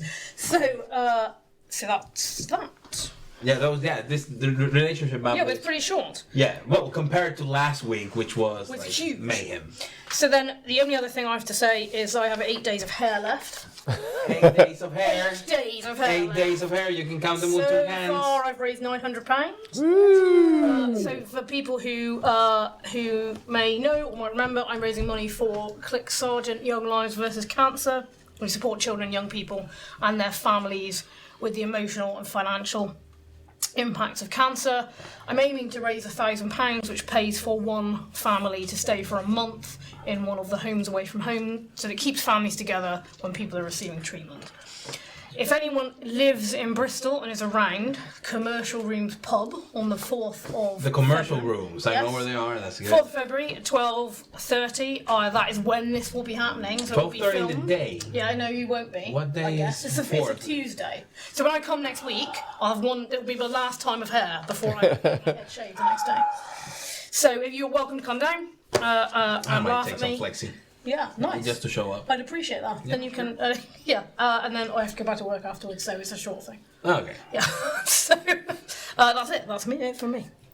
Any more for any more? I think we're Done? Any questions? Yay. We have questions. Yeah, because we were a bit brief on questions last week, so Well, yes. Okay, so we had a couple of questions. The two. Question for the players tonight. If you could be in any film or TV universe, which would it be and why? Star Trek, because it's the best one. Yeah, I was going So to... sorry, the question was, just in case anyone didn't catch it, If you could be in any film or TV universe, which would it be and why? So if you were in any film or TV universe... yeah, which would it be and why? And why? Wow, there's so many. Like, literally, so many. I would definitely go for sci-fi. Like, it's most... Like, yes, sci-fi. It has to have spaceships. Spaceships. FTL has to be a thing. Yeah, FTL. So, there are many, many very cool universes. Oh, Valerian and the City of the Thousands, the Planet of the Thousand Cities or something. It's like that's one cool universe. Yeah, for me it's gonna be sci-fi, stars, planets, something. Not necessarily Star Wars or Star Trek. It's as long as it has FTL and other cool things. I think. Yeah.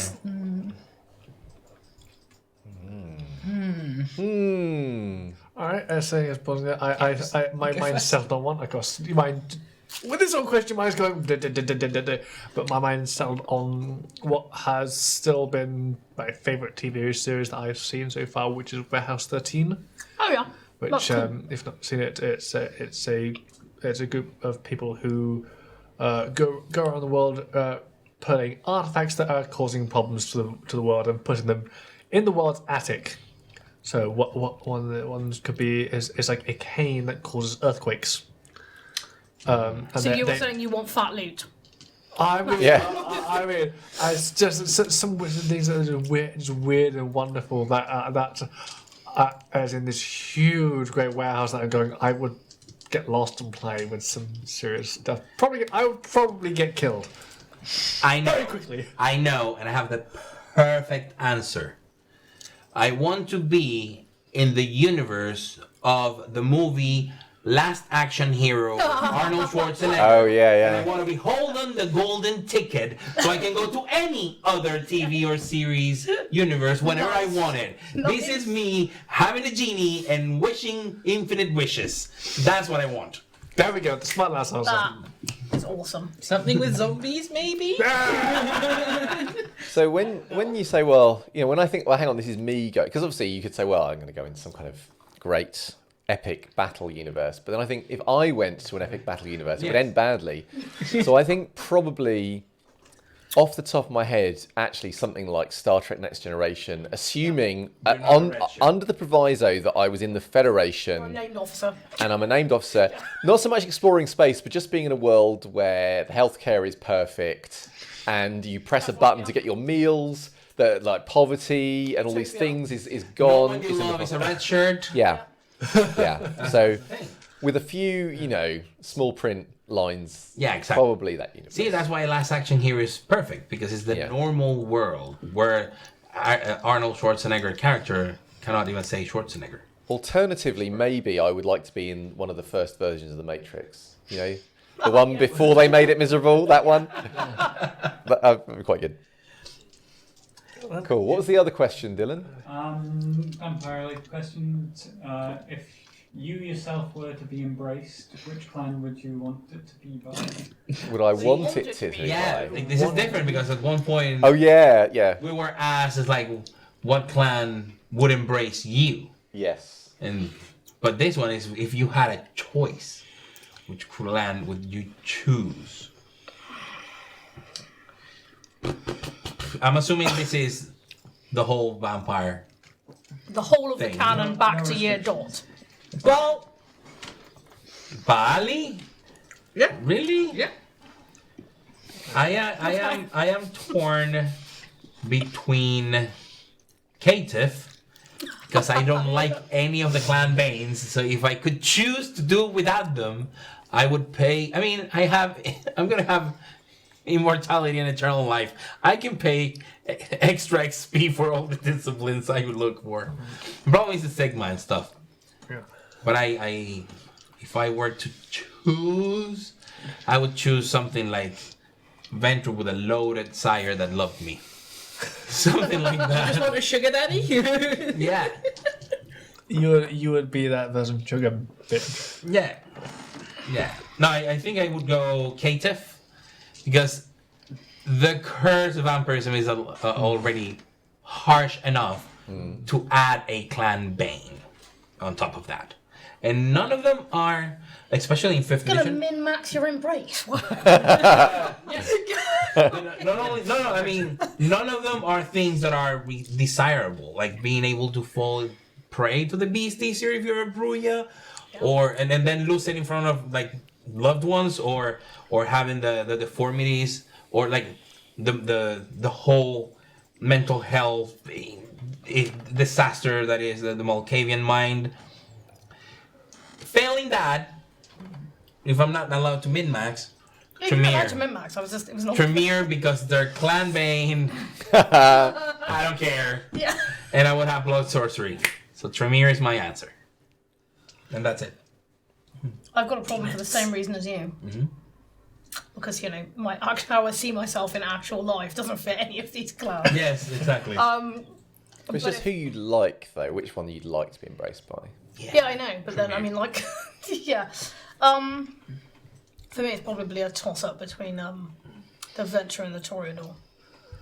Yeah, you look for the ones that have a nice thing going on and that their clan bane is not I mean, incapacitating. possibly Cappadocian, but I think you lose too much in the kind of emotional washout of being a necromancer. It's a little bit difficult. You can choose not to be one, but now if you're a Hecata and you feed off of someone, find out more about the Hecata in our video. Of the, oh no, we cannot put the clan. Yeah, but we have a video about the Hecata clan. Yeah, we do. But I would be an old school Cappadocian. Oh yes, I can go. No with that. disrespect at all to Cult of the Blood Gods or Cult of the Bed Gods, but I'd be more interested in that for Yes, the scholarship. that would be amazing. Yeah, you because could just also learn everything over time. yes. I mean, I still haven't really read about every clan, so I'm still going. I don't know all the So clans. pick one you have read. What I've read, and what I know, I would have to go with a clan that would probably be the most likely to embrace me anyway, which is Toreador? Gangrel. Toreador? Gangrel, Toreador. probably because You sing Toreador. I do sing, but then again, I I do like the idea that just all of the Toreador sing, regardless. I love that. There's like a musical episode where the Toreador are just doing their thing. And Like can into the court. I could go Alice and Disney princess this shit. Come on, la la la la la la, and birds everywhere. Come on, how Okay, major if would he's a that be? Toreador, I'm not the Toreador. No, I think he was a gang. Gangrel. He's a gangrel. Yeah, I'm a gangrel. But then, of course, it's How about you, Peter? Personal shift. I mean, probably the Toreador. Yeah, Because you go for light to Artsy. know him, Artsy. little to know him, but clan banes.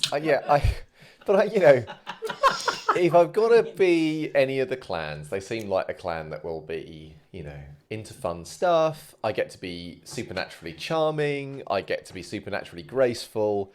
I get to, see lots of stuff. That seems like good fun. Oh no, yeah, absolutely. But the thing is that, like, my choices, if I say Tremere, if I say Ventrue, it's not based on the clan structure, because saying, oh, I'm a Ventrue, in reality, it's like saying, yeah, no, but if you say something like, oh, I'm a Brujah, it's the same thing as saying, I'm an accountant. It doesn't define who you are. Yes, it's true. It's just you're part of a guild or something. Yeah. So if I were to choose, I choose the guild that give me the most benefits. Oh my God. Even though no one in there In life is now, with me. I want to make a Brujah accountant auditor. Yeah. Well, why not? And that person, Yeah, just 3 months of the year before the end of the fiscal year, Just constantly permanent kills frenzy. people and breaches the masquerade because you have not done your tax return. I'm gonna need another one. Any other questions, Dylan? I think it was the two. So thank you very much for your questions. Thank you very much. Thank you. And I think we're back. I hope you thank haven't you. seen enough. And thank you so much. Thank you. This is incredible. This is super cute. This is also... Oh, so lovely. Right. Where's the You can't touch Anne. She's got a doll now. She's immune. Yeah, she's immune. Okay, so we still have not done one of the pre-court meetings. How much does it shock you? Sorry, there is a... So I should just point out that was a sort of subtle, let's say an affectionate dig, in terms of what I think I'm going to cover in a session, what I actually cover. So, Sorry. I just took a little bit of willpower damage, but it's okay. We'll carry on. All right, so Silas, you are at Keble College. Chapel, even. You're at Keble College Chapel. That's an important last word. And it is obviously a place with very, very good acoustics. And as you enter with Finn, you will already hear there is animate conversation going on. So present in this meeting are Sir James Douglas, Thomas Birch, Sir Kerstag, the person who you assume is Sir Martyr, obviously yourself, Finn, but also Felix and Druty. So Druty we have seen this season, but I don't think we have seen many of the other, and Finn of course we've seen. So Sir Kerstag looks like quite a sturdy white woman in her mid-60s. She is... Normally she wears kind of like baggy jumpers and things of that nature. But she is actually wearing chainmail. She's wearing like a chainmail coat.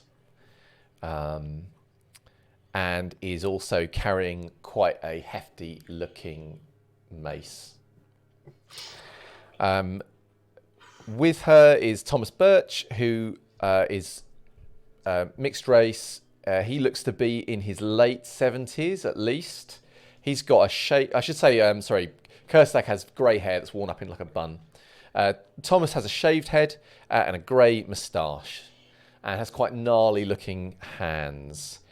Unlike Kerstag, he is dressed more normally in kind of quite casual, like chinos and a loose shirt. His clothes look like the kind of clothes that are like comfortable shoes, you know?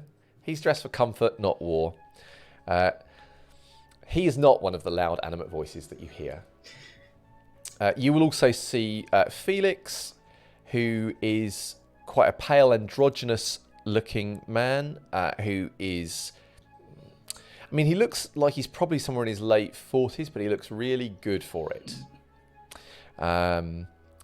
And he is wearing a designer red shirt and a black jacket with sort of ankle-length boots. And he looks fashionable. In fact, both he and Druty look like they've stepped out of some kind of designer shop. And of course, the person that you've not met before, but you assume is Sir Martyr, she looks to be perhaps in her early 20s. She is very pale and has visible freckles on her cheeks. She's got long, slightly wavy red hair and quite blunt features and quite a prominent, quite heavy brow that just makes her look just generally annoyed most of the time. But even if she's not, you know. She is wearing torn leather armour she looks like she's come off a battlefield.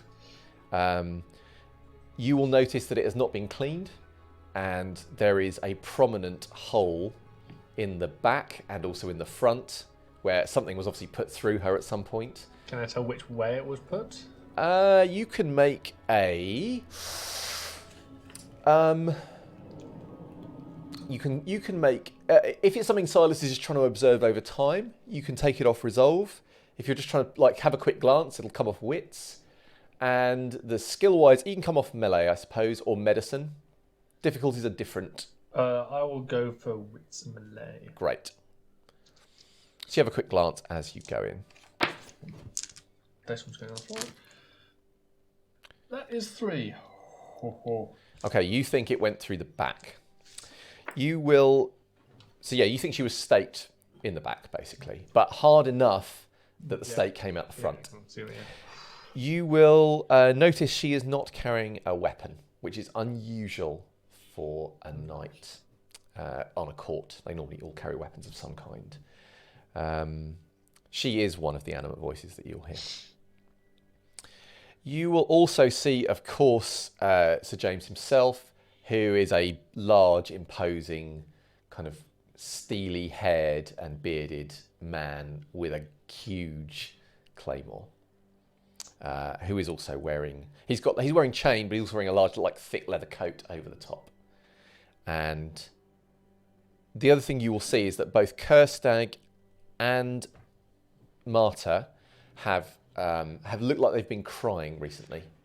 There are bloody tear tracks running down their cheeks. So what is Silas doing as he enters this space? It's just keeping quiet, having noted the condition of the armor and his, and just going to quietly wait as probably by far the youngest in the room. Yeah, you think you are by far the youngest here. Well, I mean, Druti is not... You don't think is super old, actually. She's a neonate as well. But yes. She's not being very vocal either, you'll note. So, Marta will say, "And what exactly have you done in the time that I've been away? 50 years. And Kerstag says, "You know what they've done? Nothing. They've not done a damn thing. Just left you there to rot." Marta looks at Sir James and says, "Is this true?" And surprisingly, Sir James says nothing, just kind of watches. Kerstag folds her arms. Says, "I think she deserves an answer, don't you?" And James says, "We did what we could."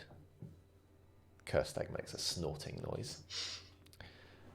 And Marta says, "And what was that exactly?"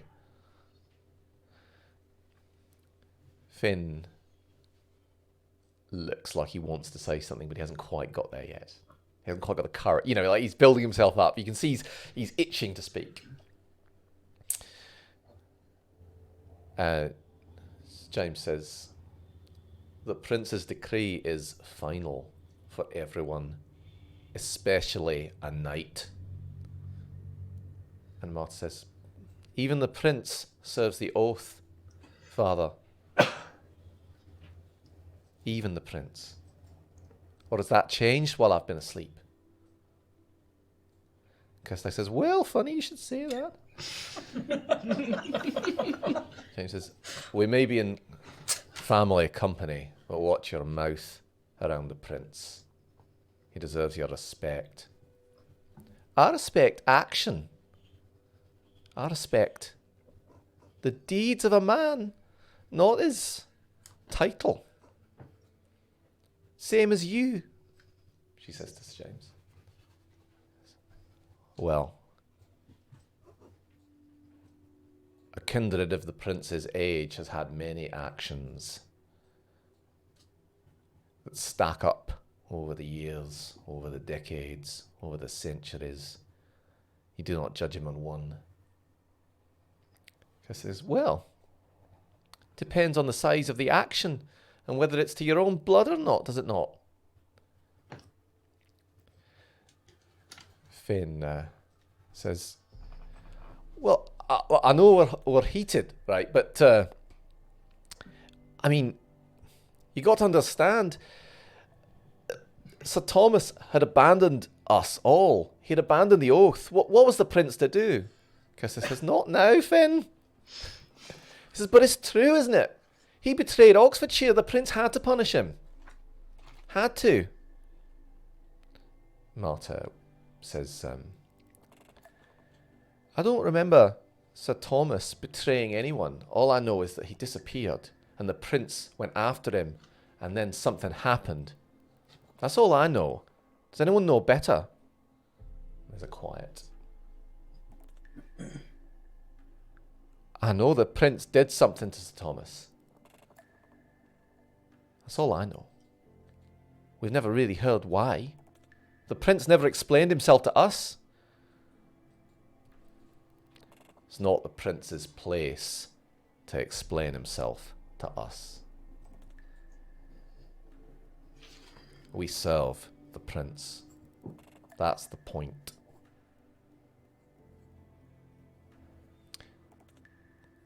Kirstek says, well,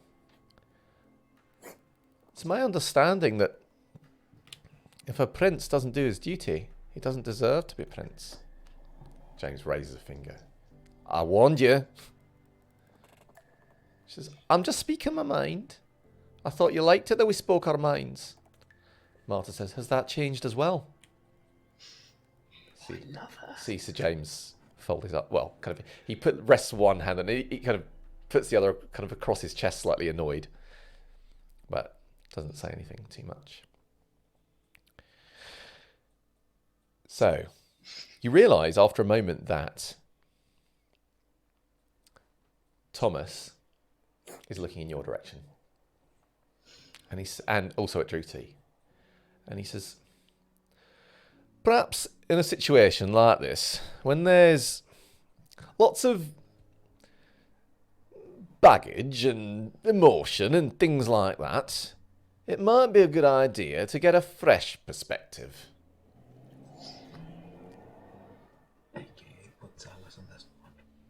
Druti, what do you think? She says, I think it is a shame we don't really understand what happened. Aye, but what do you think of the prince? That's what we're asking about. What do you make of him? Forget about the history. What do you make of him now? Well, he keeps order in the city. That is undeniable. And he has kept Oxfordshire safe. We haven't had the troubles that London's had, for certain. Or Vienna, or you know, I mean, things are stable here. They're safe. That's a very important duty of the prince. Aye, what else? She looks towards Felix. Felix says, I think it's a little harsh to put so much pressure on the young when their elders are watching. What's this? Nonsense. All got to learn to stand up and speak for yourself at some point. If not here, then how are you going to do it out there? Next thing you know, bloody Ventrue will be telling you what to do. Kirstek says, not like you to start on the Ventrue, Thomas. He says, well, I'm playing to crowd, you know?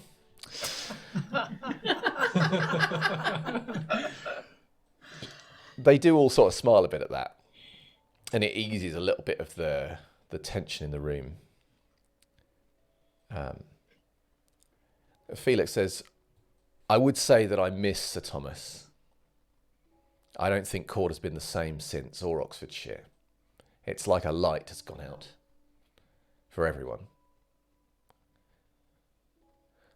There's some solemn nods.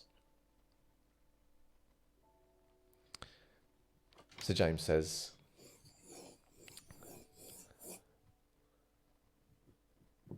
if the oath is betrayed, if the prince's order is betrayed, then the light has to go out. That's how it is. Kirstek says, sorry, Marta, I should say, says, maybe some of us have had enough of the dark, Father. Maybe some of us want some light back. Maybe I'm the one to bring it. You see Sir James suddenly look very tired as he looks from Kirstek to Marta and back again, and they look very like they're ready for a fight. He doesn't look afraid, he just looks a bit weary. Thomas says, well, now, you've had your turn. What about young Silas? What do you make of the prince? Kirstek says, not much. I told him to look, but he didn't see anything. That was upon my first encounter with him a little over a decade ago now, Sarcastic. As for now, I haven't had much encounters with him in the past decade. And from what I agree, the city has been kept safe, especially from the troubles in London, Vienna, and elsewhere. As with what's happened. Aye, we've heard that. What else do you think, Silas? Well, I had the opportunity to also see him in combat as well. A formidable combatant. Finn One that. says, I'm jealous of you there, you know. I've to see the knights ride out, you know, and Although I do not think that the kind that were there were truly worthy of the Knight's Blades, but that is in the past now. what? No, hold on there, Silas. Hold on. What do you mean the kind weren't worthy of the what happened to them? What are you saying? Paid thugs. Are they worthy of a Knight's Blade? I was given the esteemed honor of executing one of the blasphemous kindred against us with the very blade that you also, James, which I'm grateful for. I'm grateful for the honor. The kill was earned. Was right. Although it was rightfully yours, not mine. It was you that took her. You stopped her. I didn't need to be there. The kill was yours, fair and square. Yes. Finn says, aye, and the prince can still a prince of action. When it's needed, he can ride out with his knights and do justice. Yes. Kerstag says, aye, he can. Did all the knights needed for one Malkavian? Seems a little bit much to me. There was a day when he would have gone out himself, dealt with a problem. Yes. Yes. It was. I will admit it was terrifying to see the knights riding out and them charging towards where we were. I'm very glad that I was not on the receiving end of that, as with my coterie. Aye, says Kerstag, but it's all very well riding to Reading and doing something that needed to be done. But what about afterwards with that messenger? There was no need to stake the poor thing. No, It was barely embraced. of that. I thought he'd shake himself to death. Of that, I agree. It was. Felix says it was unfortunate, given that the messenger was under the prince's protection. Finn says, well, maybe so, but the body was escorted back to Reading. I mean, I did it myself. He was protected. Kerstag says, oh, Finn, it's not the spirit of the law. You can't be under protection and then staked. No. You can't have your heart pierced. It was an overstepping of the line. The prince went too far, like he did with my sister. James says, it's not your place to judge the prince. I've said it now enough times. I do not want to say it again. Marta says, we don't always get what we want, Father. He says, aye, and it's a shame when that happens. And I'm just going to do a quick social comment. Fuck out of this one. I'm saying the absolute fuck out of this one. So, you're backing the heck away. I'm backing away from this one. Well, Finn will go and start backing the hell alongside Sir James. Guys are being Kerstag will stand strong with her sister. Druti seems to be hovering a little uncertainly. Maybe a little closer to Kerstag, but certainly not with Kerstag. But if you were going to set out a ruler and draw a line, that's probably the side that she would be. Yep. Felix is very much in the middle. He has not taken a side. And Thomas, at the moment, has not taken a side either. So you're pulling out. You're not getting involved at all. Not engaging. So no one's using any disciplines. It's just what it is. It's just a full-on dick waving contest. It's just a full-on confrontation. Kind of it. And let's give. Ooh. So you see them face off against each other. Oh, sorry, I need to add a dice for fear. Okay. Yeah, you see them facing off against each other. And for a moment, you think Sir James is going to back down. But then as the argument progresses, and Finn kind of weighs in as well, it just sort of tips it just slightly. They can't quite tag team him as effectively with Finn's backup. And in the end, as they start to kind of back down a little bit, Marta says, Didn't it bother you at all what he did to me, Father? And you do see Sir James soften, and he reaches out and puts a hand on her. It's almost like he cups. It's sort of affectionate, but he sort of cups her head in his hand. Yeah. It's also a little bit like, uh-oh. And he says, I still feel the same about you as I always have.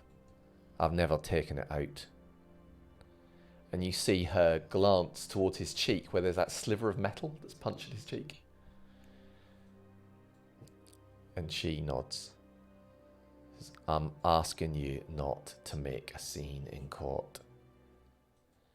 She says, I hear you, Father, but I can't make you a promise.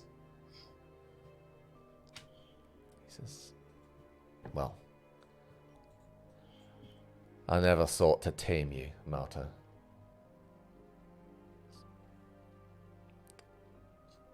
But if I have to stop you, I will. And they part. Is anything else that Silas is doing? There will be a bit of time, kind of, if you like, where they're not all having a free-for-all. Yeah. It seems to have now come to a close. Kerstag and Marta will be going kind of on their own to talk. Whereas Finn will be staying with James. Druti and Felix would have also kind of paired off. Thomas is on his own. Yeah. It's up to you. You don't have to talk to anybody or do anything specific, but if you want to, you have the opportunity. Yeah. Silas is going to go towards Sir Marta and Sir Kerstag. Okay. So you head over to them.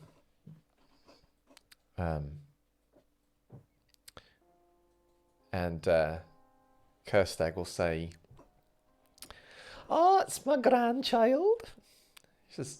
She gestures to you and then to Sir Marta, sort of introducing them. She says, hopefully he won't disappoint me like my son. And Marta says, I'm sorry to meet you in these circumstances. As I am, but as it is, anyway, it is a pleasure to meet you. I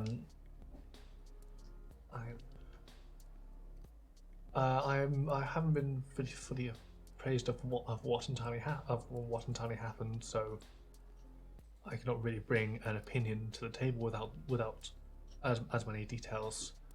Although, I would tell you the story, but I can't tell you the end of it because I couldn't see it.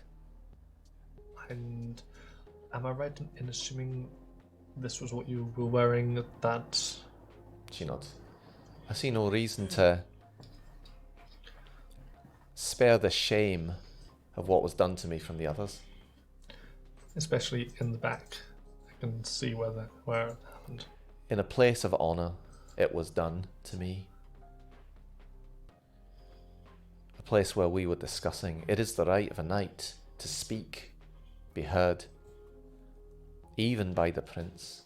But he didn't like what he heard, set his pet on me. Did they tell you the story? Did they tell you that I challenged him?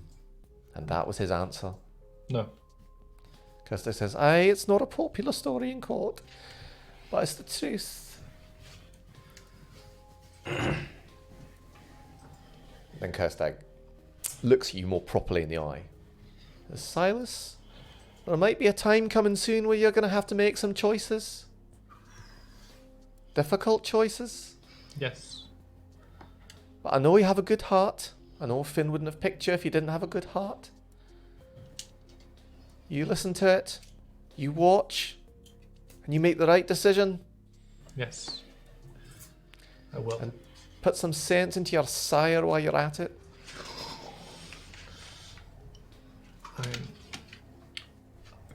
Finn could use some additional direction, but Finn just out of all it wants to fight alongside Sir James in some epic battle. That I'm sure. Marta says, Finn has always loved the ideal of Oxfordshire. It blinds him to the truth. Yes. We're not what we once were, Silas. You've come to us at a fallen time. If we're going to make it better, we're going to have to break some things. That's how it is. If they won't bend, they'll break. If I haven't heard the story, so may I ask for your account of it? Who are you looking at? Samantha. She says, very well. I think you heard most of it when you came in, but there was some disagreement between Sir Thomas and Sir Drogo, the prince. May I ask what clan was Sir Thomas de la Moor was a Toreador. Toreador? He was one of the founding knights of Oxfordshire. Oh. Kestic says, you don't hear his name mentioned these days because the prince doesn't like it. Doesn't like it being spoken. Not says, Sir Thomas was the best of us. He was I liked him. He was a passionate man. And it was unusual for the prince and he to fall out. They got on very well. They'd been friends for many, many years. But nobody knows exactly what transpired. All we know is that Sir Thomas left and the prince went after him, some kind of argument. And only the prince returned. And when he returned in a fury. And then he started killing Sir Thomas's line, one by one. Oh. I pleaded for them, one after the other, and he ignored me.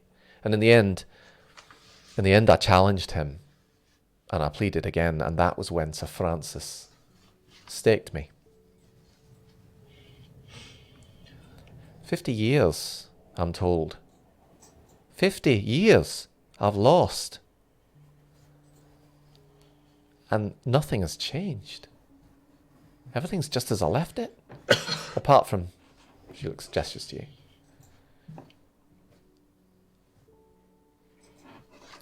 And then she looks at Sir James and says, I never thought I'd say it, but I'm disappointed in him. I thought he would have stood up for me.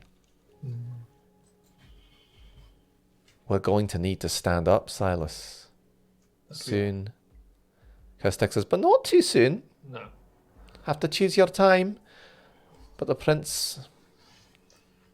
Unless the prince shapes up soon, he's not the one to lead Oxfordshire. Give me a quick wits and awareness. Ooh! Messy critical. Happy critical for 6! Okay, you catch the look between the two sisters, and they both look at Sir James. You realise, you suddenly go, they think Sir James should be Prince of Oxfordshire. That is what you take away from this.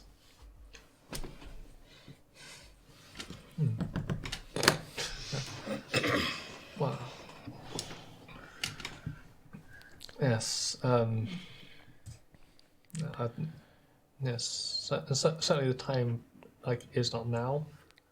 I have the games to be. The games training for the games is taking a lot of my attention. Samantha says, "You're worried about games. Well, This is for real, Silas. I know, and This is everything." The games are practice run. The games are training for the real thing. Aye, says Kerstag. You should train. Get yourself ready. We all should. And while we're at it, we need to talk some sense into some of our other family.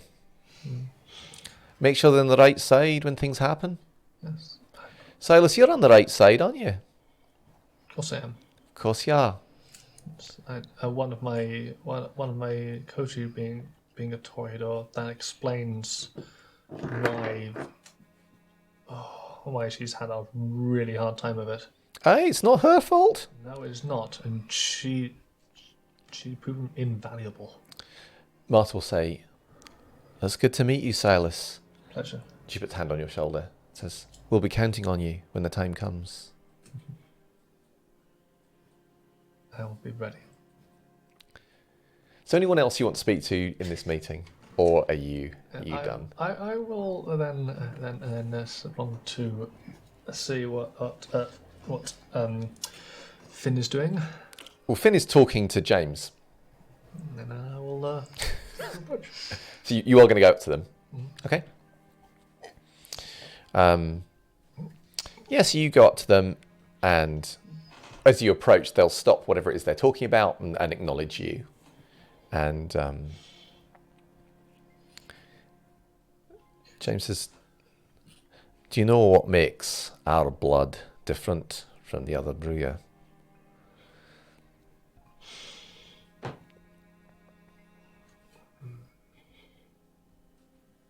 I'm not sure my answer would be the same as what you were hoping. I'm only interested in your answer, Silas. That's the only answer I care about when I ask you a question. We are of a noble line. Aye, that we are. But do you know what makes us different?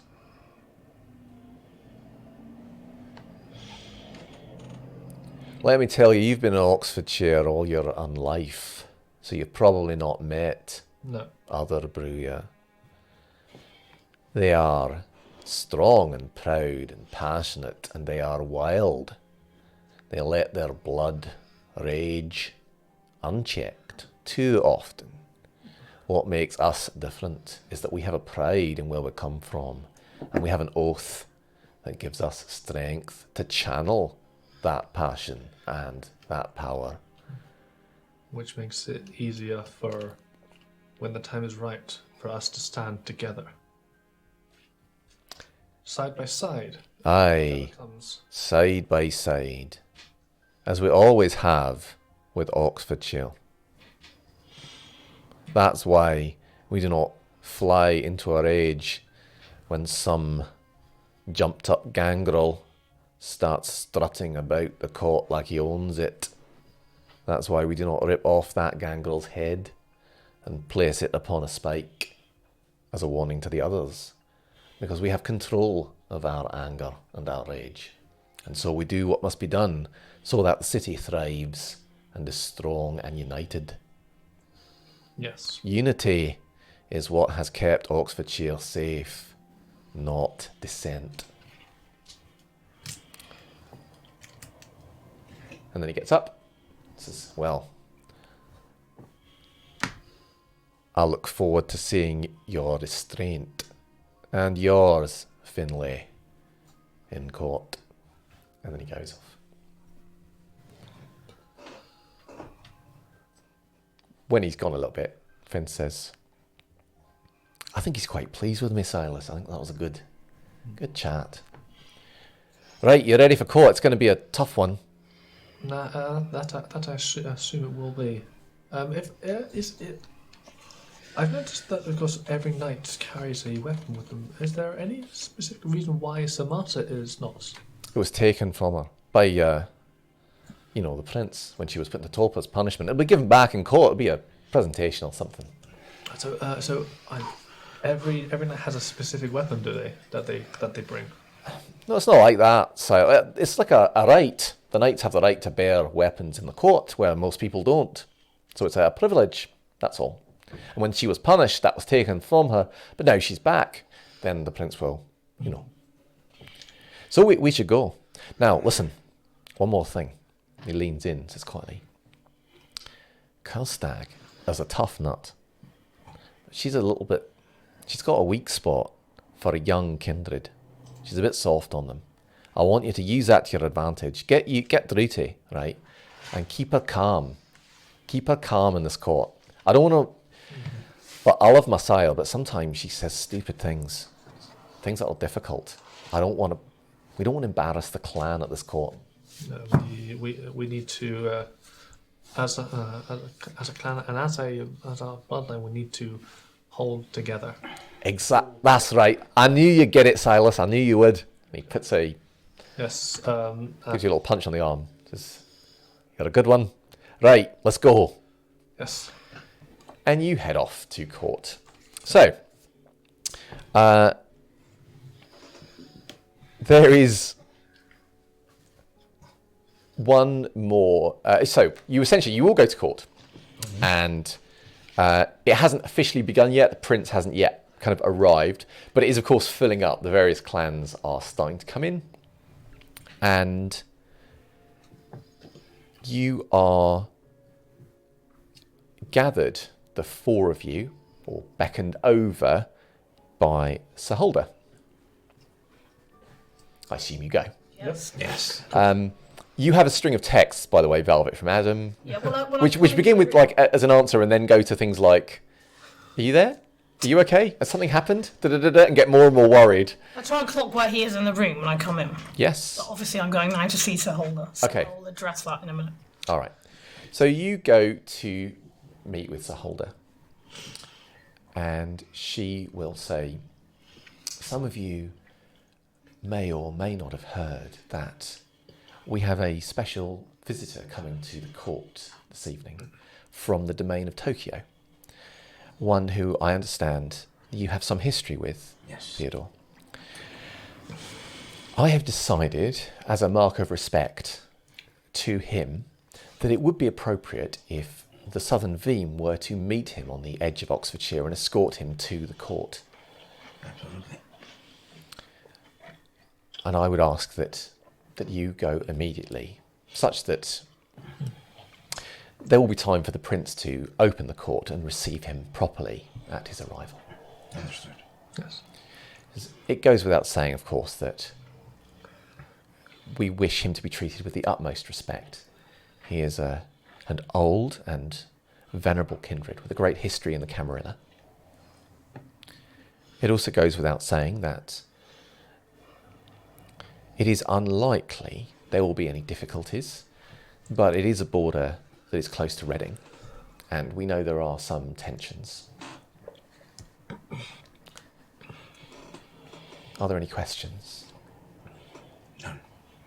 Then I look forward to welcoming you all when you arrive with our guests. Absolutely. So you are...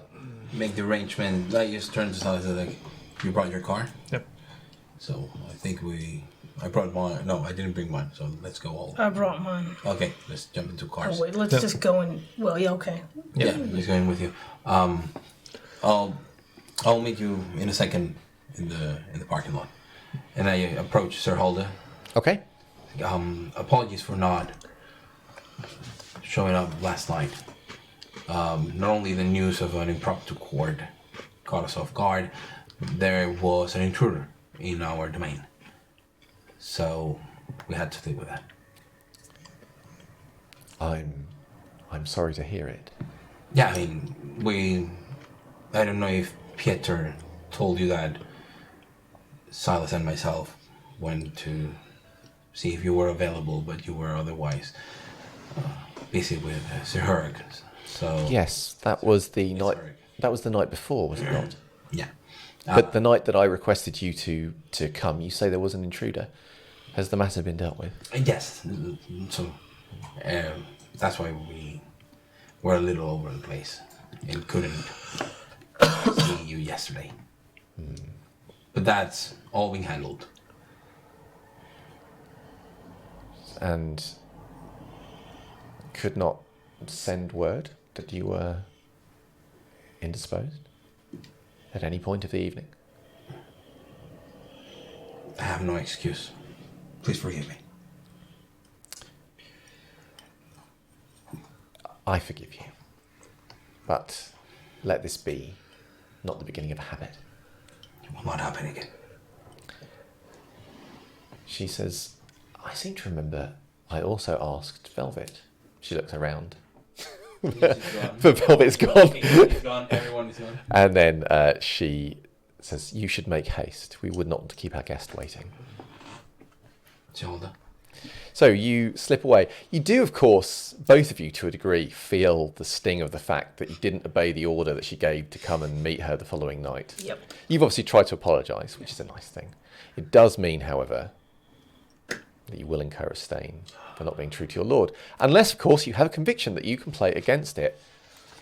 I don't think Velvet's got a shot on this one, but I think Theodore might have a blag. Yes. Here we go. I may have thought about this a little while myself. Conviction. Yes, tell me. I am the lord of my castle.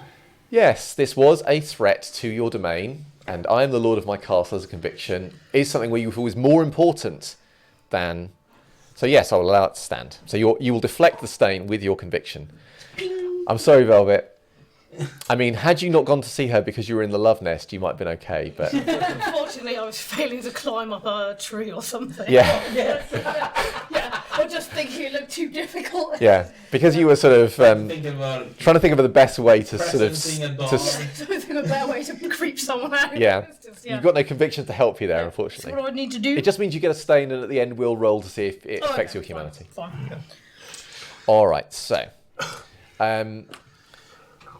as you're all making your way Then I'll out... be texting Adam when I'm not in the courtroom. Sure, you can Tell text... him where I'm going and that I've got delayed. Okay.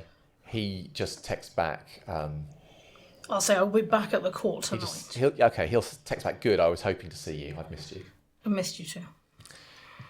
As you're making your way out, Silas, you will be called aside by Sir Gansuk. Ooh. Oh boy. So just very briefly, Sir Gansuk looks like someone who stepped out of Mongol history. And he's in full armour, he's got one of those long moustaches that hangs down. He does have quite... almost sort of some kind of sparkly eyeshadow thing going on, which is a bit odd. But apart from that, he looks exactly like kind of a historical artifact has been plucked out. And he just calls you aside and says, Silas, I have a secret I wish to share with you. He leans in. He says, this year, 2012, is going to be the end of the world. He doesn't laugh, of course. And then he looks to the court, because there's lots of kindred here. He says, see how they move like children, innocent, ignorant. They have no idea of the doom that is coming. But we know, you and I, the truth. He says, and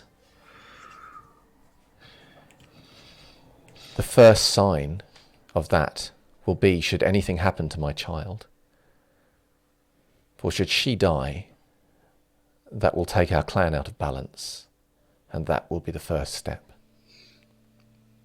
And with that, he leaves you.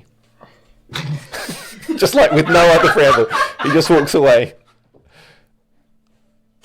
I walk away. You walk away too. We can all walk away. So, you are outside court. You're taking 2 cars or 1 car? 2 cars. Two. 2. Okay. Don't mind who comes with me or I go with. Who is going in whose car? I know this is an important thing to this coterie. And which I'm seats are you in? assuming My car is the best car. Your car is by far the most expensive car. So that means our guest will be in your car then? No, they bring their What's own. Seth left in my car? No, I think they bring their own cars, their own stuff. If not, we'll have to procure for that. But I would assume they come with their own stuff. So I assume I've got like a Maybach or something. yeah, I go with you. Just go with Salis. Word of advice for all 3 of you: do not speak unless spoken to directly by Lord Amago. And when you address him, remember, Lord Amago. Lord Amago. He is ancient. And just like the knights, he will expect respect. He'll get it. And then while we'll walk into the guards, and the whole thing, do not speak unless spoken to. It's part of the culture. So it's not that he believes himself to be superior. He just comes from a different place. Things are going to be very different. Well, he doesn't believe himself superior. That makes him pretty unusual around here. No, he was born into the samurai caste. He knows himself superior. Well, No belief is worse than the absolute certainty of your own position. So let's get moving. alright, let's go. And I Okay. open When we're when we're in the car. some Yeah. hidden blades away. Sorry, say again? And I open glove compartment where there are hidden blades and So you're telling me you're tooled up I on am this trip? pulled up. Fine. Yes. Yes, you are. Which Joanne is very obviously seeing. I'll be driving, so you can be in the front seat. Yeah. I'm gonna. Okay, so Velvet I'm driving. and Theodore are in a car How together. fucked is my gearbox? It's okay. It's okay. It takes a lot more punishment. Yeah. Than that, probably. One drive with Seth is not enough to destroy your gearbox. Not with the roll he got. Remember when we were discussing exquisite taste Right, yeah. of our clan? I expect Takeshi to come with his own entourage. Alright. They're going Because- to be putting up, right? Sorry? They're going to need to be put up someplace. Well, Are you going to offer him hospitality? unless we are ordered to by our superiors, but we have a job to do as a Veem. We're not supposed to be their hosts of people who come and visit. We're supposed to deal with ambassadors and people who want to cross the border, but You could still make the offer. yeah, absolutely. But our job is to uphold the first tradition. Alright. So, making the offer would make things awkward if they already have a place in mind. In court. I mean, you got to lead this, right? You know this guy. Yeah, but yes, this is someone who struggled with his feeding preference at some point, and after a while he managed it. But now he keeps them close. But I imagine he's not going to want to talk to me about that. Oh, no. But I'm just gonna show you that it is possible. Great. So it's possible for a guy who won't discuss it with me or tell me how he did it. Thanks, bud. That's a lot of fun.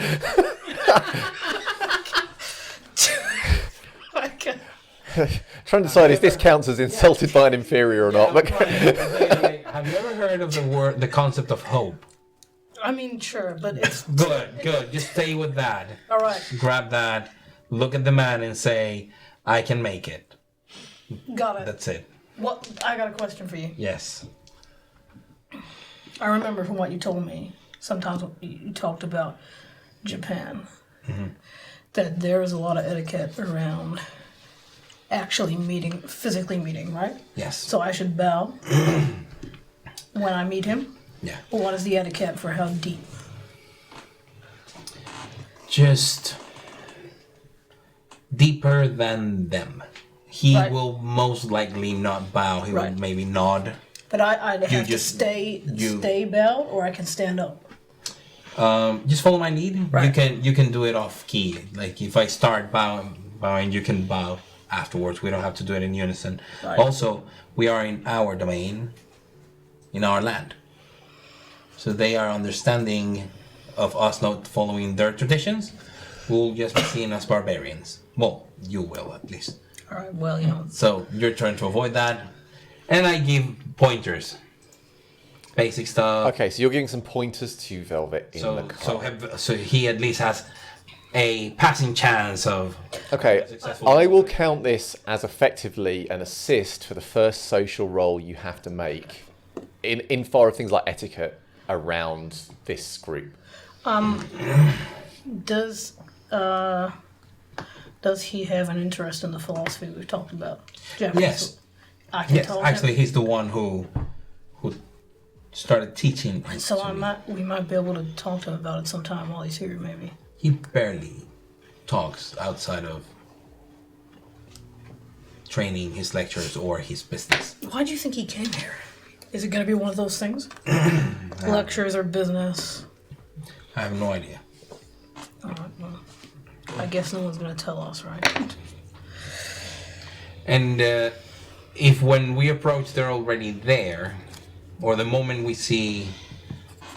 Naoto shows, if he shows, I turn to Velvet and say, "Oh, be very, very careful Exactly what do you mean by that? of me if Of that you? guy starts acting funny." Whoa, what? Yeah, I'm hearing this now. What might happen? 1 second, because you said on proviso you see him, so let me just get to the point where Right, you sure, see him yeah. before you have the conversation. But you can have it in the car. In the other car, Yeah. are either of you saying anything to each other? How was your meeting? I'm writing notes. How was your meeting? Fucked.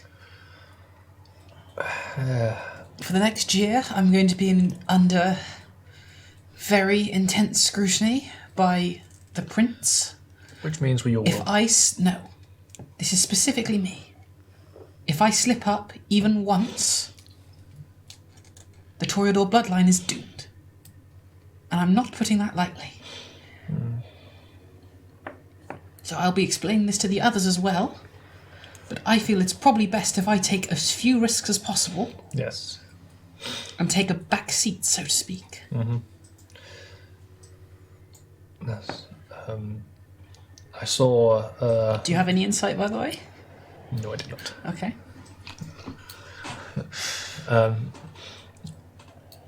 I saw Velvet's text about Samata. You saw? Yes, the situation was described to me. I met her. Sergey's sister. She's attending court in the same armor she was last time she was in court. With the stake hole through and through. I just put my hand over where I was. Yeah. Considering what happened, that's brave. I mean, she has some serious balls and I love it. Oh! She challenged the prince. From what I understand, that was the prerogative, and that's what she should have done. Yes. Before Sir Francis staked her in the back. Which, yeah. Isn't it funny, for all the things they say about honour, they feel they're immune to it? Yes, although... yes. But then what happened with Sir Thomas? Well, what we know of what happened with Sir Thomas. And now I'm really realizing what happened with your clan and... For your own sake, don't bring up that name. Unless you want what happened to her to happen to you, is how it was described to me. Yes. Yeah,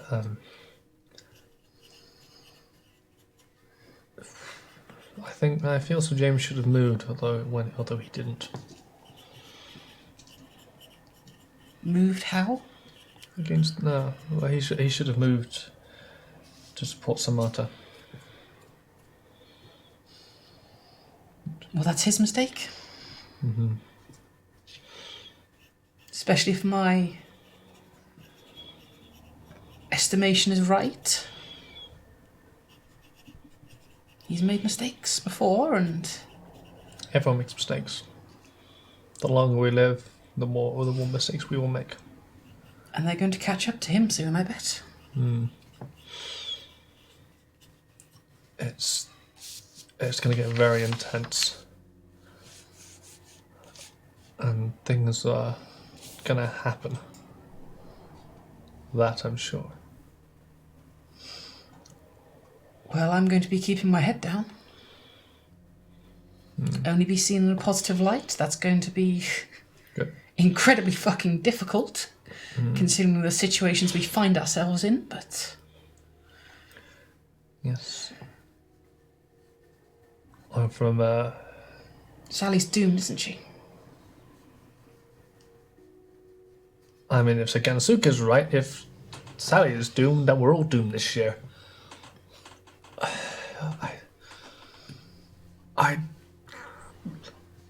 I am certain he believed what he was telling me, but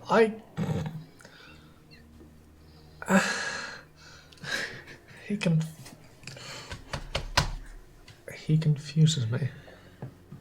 But then again, I'm not going to ignore what he said. Could you actually tell me what he said? He believes that this year will be the end of the world. Oh, that bullshit Mayan prophecy, yeah, whatever. Well, if it is to believe the first sign will be something to take the Malkavian clan out of balance. For example, his child. I didn't know he was Malkavian. Okay. With what Sally's done, I feel the only chance we're going to have at saving her is to hand Denton over. I mean, is that... I'll take a knock to my pride if it means saving my friend, yes. And I've only thought about killing him for the last 11 years. But she's been good to me, and I'll put that aside. Yeah, for all her faults, I think she's got a good heart with her. Yeah. Oh boy, things are gonna get nuts very quickly. So, I'll have to remove these as soon as we enter court, before we go back to court. But why did you even put them on? Call it just in case. Same principle as for when I was kind. You'll always keep a condom in the wallet. You know not to call them that around me. Come on. Oh, sorry. I'm sorry. I'm sorry. And it's around that point that you pull up Yeah. to the place where you're supposed to be meeting. There is a fleet of cars Oh bloody hell! This is why. that you This is why. you find, and standing in front of that fleet of cars is one man. He looks he looks Japanese. He is wearing a very sharp-looking suit that looks very modern, so non-traditional looking, with a short collar, and he's pretty, you know. And he's just, you know, some people just know they look good. It's just without even trying, they just look cool. He's got better. That is what he looks like. One one side of his hair is longer than the other and kind of falls across part of his face. He looks sort of like he could have stepped out of a boy band or something like that. Except he doesn't look like someone in a boy band, but he's got that kind of, he's not wearing just kind of casual fashion. He's wearing like someone who's famous kind of fashion. So I know what he's wearing. Yes. Thank you. Yeah, there are clearly cars full of people. There's about 6 cars here. And they're not like, little smart cars. They're quite large, like SUV types. But yeah, he's standing there kind of waiting. You, of course, immediately recognise him as Naoto, which means that you can, in the few minutes that we have remaining, say whatever you wanted to say to Velvet. So yeah, be very wary of me around that man. Why? What is going to happen? Well, hopefully nothing, but all of these stories that I've told you about Amago Takahisa, of how honorable a lord he was, someone worthy of being served, someone who educated me. He was also my domitor. Right. Sadly, there was another ghoul in the household of the Amago clan that was not as fortunate as having someone care for them as dearly and as respectfully. Does this go? It was Naoto's ghoul, and that new ghoul was Miyuki. Alright. I got it. She's here just because I managed to get her out of his claws. Let's go.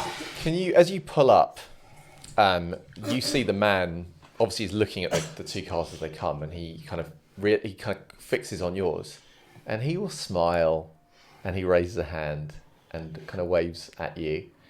Can you both make for me a quick wits and probably awareness? But if any of you got anything around lip reading, you're welcome to throw that my direction as an alternate thing. Nope.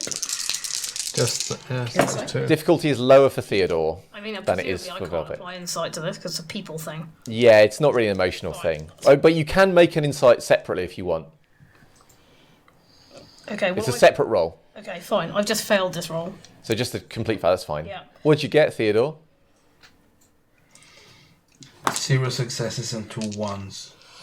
Oh. Okay. Oh shit! What does the insight go with? Wit. On the hunger. Yeah, it's fine. It's fine. Both hunger dice have 1s. All right, I will tell you what your compulsion is next session, but just tell me what you got for your... 1. You think he is delighted to have seen Theodore. He seems quite pleased. Theodore, from your point of view, you think he says something. Velvet, you don't really think he says anything, but you think you see his lips move, and you think he says, "Hello, Ken-kun." Oh my god! And that is where we will finish the session tonight. It's a compulsion for Power to stop you. well, I don't have my katana or my gun. Oh, well, that's because fine I was then. going to Never court. mind. You just have to deal with my brawl. So, before we finish, I believe someone collected a stain. Yeah. What do I do for this? You just roll. You look at your humanity. Yep. Yeah. You got 1 stain. Yeah. However many blocks there are between your current humanity and the stain, so there's probably like 2 clear blocks. So there'll be 2. So you roll 2 die and you hope to get a success. If not, you lose 1. Do I have to roll a hunger die? Nope, just regular dice. You just need a success or your humanity goes down. So you will feel that sense of having, Velvet will feel that sense of something like, oh, I didn't go to Holder. Holder told me to go. I have not been true to my lord and done what my lord ordered. Mm-hmm. You feel a bit bad about that. Okay. That's all. Okay. And I should add, by the way, just on the note of Chronicle tenets and things, is that when Silas, you're talking about the Brujah, Silas believes it, and you're absolutely right to say it, but he will feel that little bit of, when you're talking about your clan not doing, the founding knight of your clan, not doing what he should have done, That hurts. Not enough to give you a stain on this occasion, 'cause it's just a little chat with Joe in the car, but you feel it still. It still niggles at you. Anyway, folks. This is Dylan Appreciation Week, of course, because of Return of the Day. So thank you, Dylan. And although a lot of you won't know this kind of stuff, there's always a lot of technical work that goes on behind the scenes and production work and all kinds of extra stuff that Dylan is aware of, at least half of it, that we're asking him to do. So do send him the love in chat. Also, a second massive thank you for these to our mysterious benefactor. Thank you. That is really kind of you. And these are... the quality is really amazing. It must have taken you ages. So these will now become regular guests at every show from now on. Thank you to the players, as always, for being awesome. Thank you. And to our storyteller. Hey! And thank you for watching. And we will see you next week, where we find out what Theodore's compulsion is. Bye. Oktoberfest somewhere in the world. Oh no. It's not a... Well, hot damn, you just watched an episode of Blood on the Tamesis. If you'd like to keep up with all the latest news, you can follow us on Twitter and Facebook. And remember, if you want to join us live, which you surely do, you tune in every Monday at 7 p.m. UK time on Twitch. Or you can catch up on YouTube and our podcast. And a big thanks to our supporters on Patreon and all you fine disaster ghouls. We'll see you next time. Yeehaw!